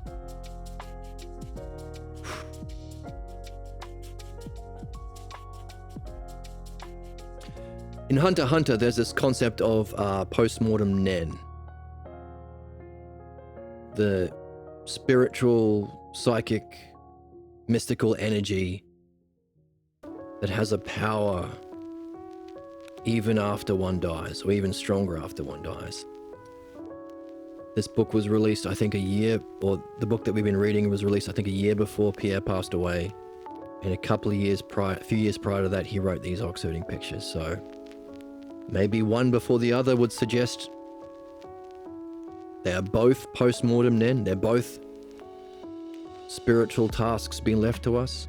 The fact that the ox herding pictures in the midwifery was done much earlier than the book that we read might mean, say, okay, you do the work. That's what he's been doing all the way through, not giving us the answers, but the material to do the work. It sounds like this text that links both of them together would be what he is giving us as a guide, but not an answer, to the sort of conversation that you would go through with Buddha in your book, which would be adding the logos and intelligibility of a love of understanding, philodynamically, that we have to make sense of the first 8, and then take his 2 and expand that into the 6 Lama pictures that you could put on top. Don't have to call them Lama pictures. That was a suggestion from our chatter. Call them whatever you want. It's your book. So that seems to be the final quest left to us. You might want to do the Jesus and Socrates a midwifery in a dream talk in heaven, before or after. Doing it before might help you read through the midwifery book and practice dream analysis and midwifery yourself, so that you can better write this one, mapping the full 12 stages, including the 2 stages of ignorance.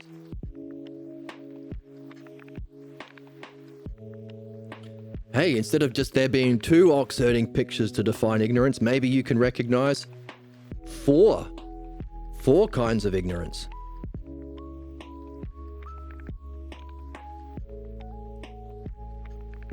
Nihilism, materialism, Zoroastrianism or Abrahamic, us versus them, Mickey Mouseism, or isms themselves. People who think there is understanding but there's no objective model, it's just what we create as a theory. Maybe you can incorporate what we've been reading in this book, the 5 levels of interpretation, and its 5 equal rejections, and represent them within maybe 4 stages of ignorance.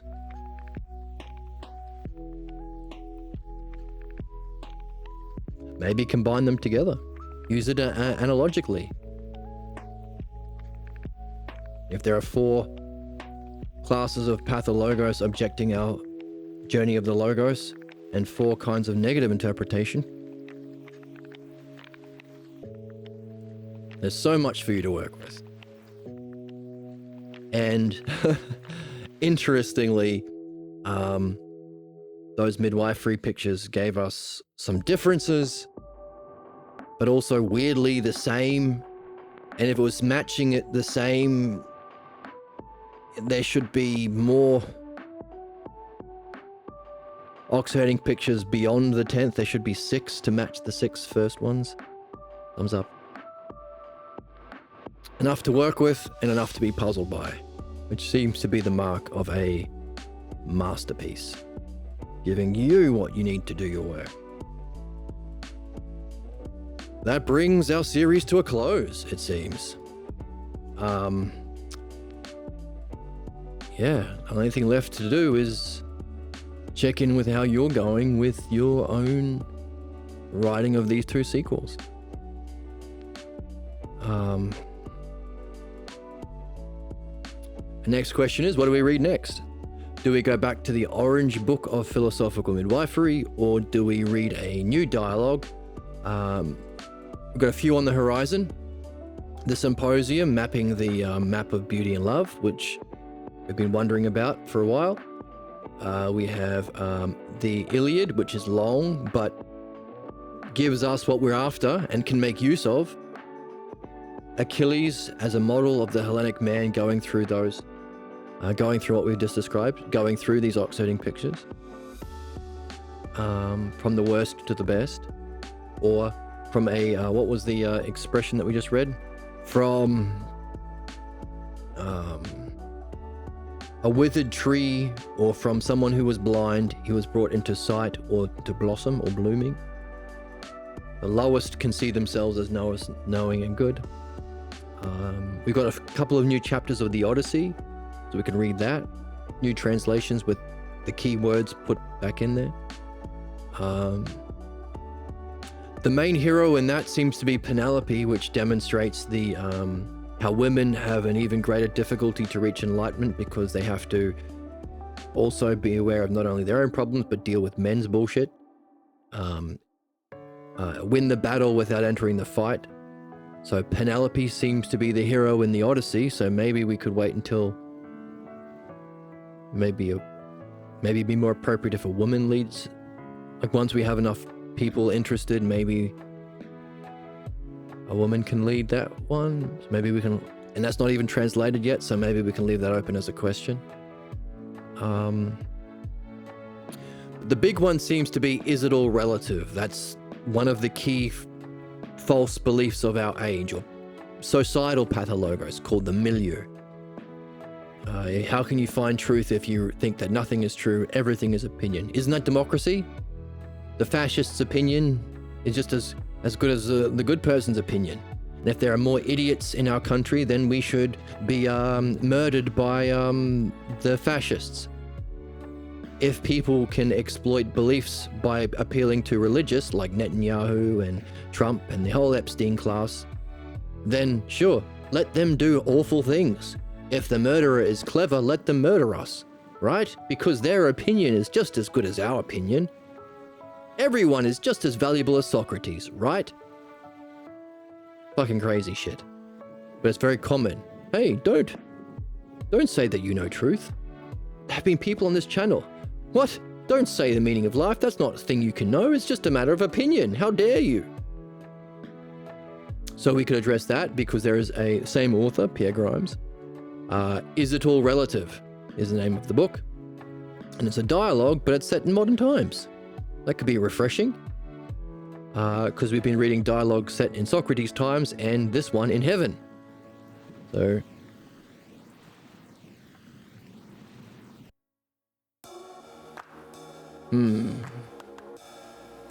maybe we could do both. One day do Midwifery and the next day do Is It All Relative? I think that's what I'm leaning towards.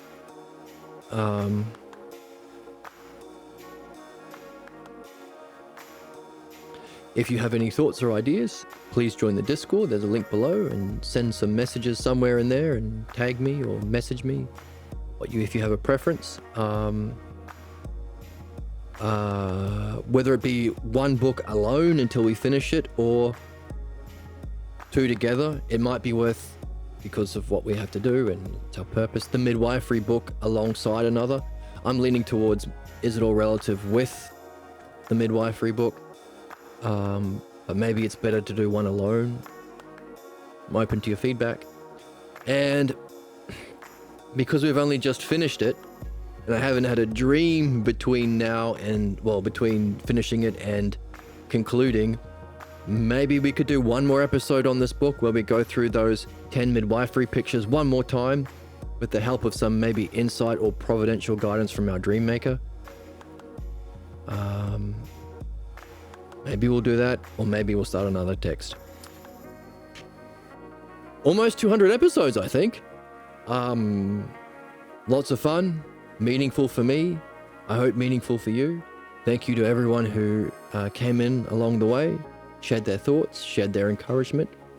To those of you who were talking to me outside of this, but providing a sounding board or open and curious to exploring these ideas with me outside of these things, thank you so much. Helpful for me, and also in your genuine interest in understanding and seeking truth. I got guidance along the way in various forms because it's the Logos following the same Logos. So thank you for that. And I'm in a very weird state because I'm left with more puzzles. These ox-herding pictures, these midwifery pictures, were not what I expected. I was so happy having discovered the principles and paradigm and structure. It's weird. They're all weird. Sometimes they were following the ox-herding pictures, sometimes I didn't. Where's the midwifery 6th stage? And if it's not following, where's the difficulties in moving from mind to self? Surely they must be there, mustn't they? I think those puzzles are an indication that it's a puzzle for us to solve. Just as a good video game doesn't give you Leon having already defeated the T-virus, but it gives you what you need to do it yourself. Maybe that's what we're seeing here. It's not in the right structure for you to figure out. And nailed down so that you could even write a book where Socrates is thinking that way and expressing that to someone else, which is, of course, what we're seeing at the end. Someone in the marketplace or helping others to see. So demonstrating that yourself by Socrates, using that structure behind his thinking to fill out the last stage, which we are calling the 6 Lama pictures. That's what I'm leaning on. But yeah, I'm going to carry this puzzle for a while and see where it takes me. Thank you so much once again. And whether it be a review of this or a new book or returning to the Midwifery book, I think we've just, in our previous reading, we got up to the case studies. So we'll be jumping back in at the end of the case studies. I don't think we completely finished the man dealing with his lawnmower, the scene with his lawnmower, but we did spend a lot of time on it. So maybe we should jump in right after that. Maybe take the tail end of that and see where it finishes and then leave that behind, because we did spend a lot of time dissecting that lawnmower story because it was such a fantastic illustration of what we go through in midwifery and the aspects of the pathologos and the origin scene. So, whether it be here or there, you know the channel to find me on. And if you join the Discord, you'll get a notification whenever we go live. Thank you so much. Join the Discord. Link to the text below. And I will see you. And you can donate to the channel if you would like. That would be a big help. We don't have affiliate yet because we don't have enough average viewers. And I'll see you in the next one.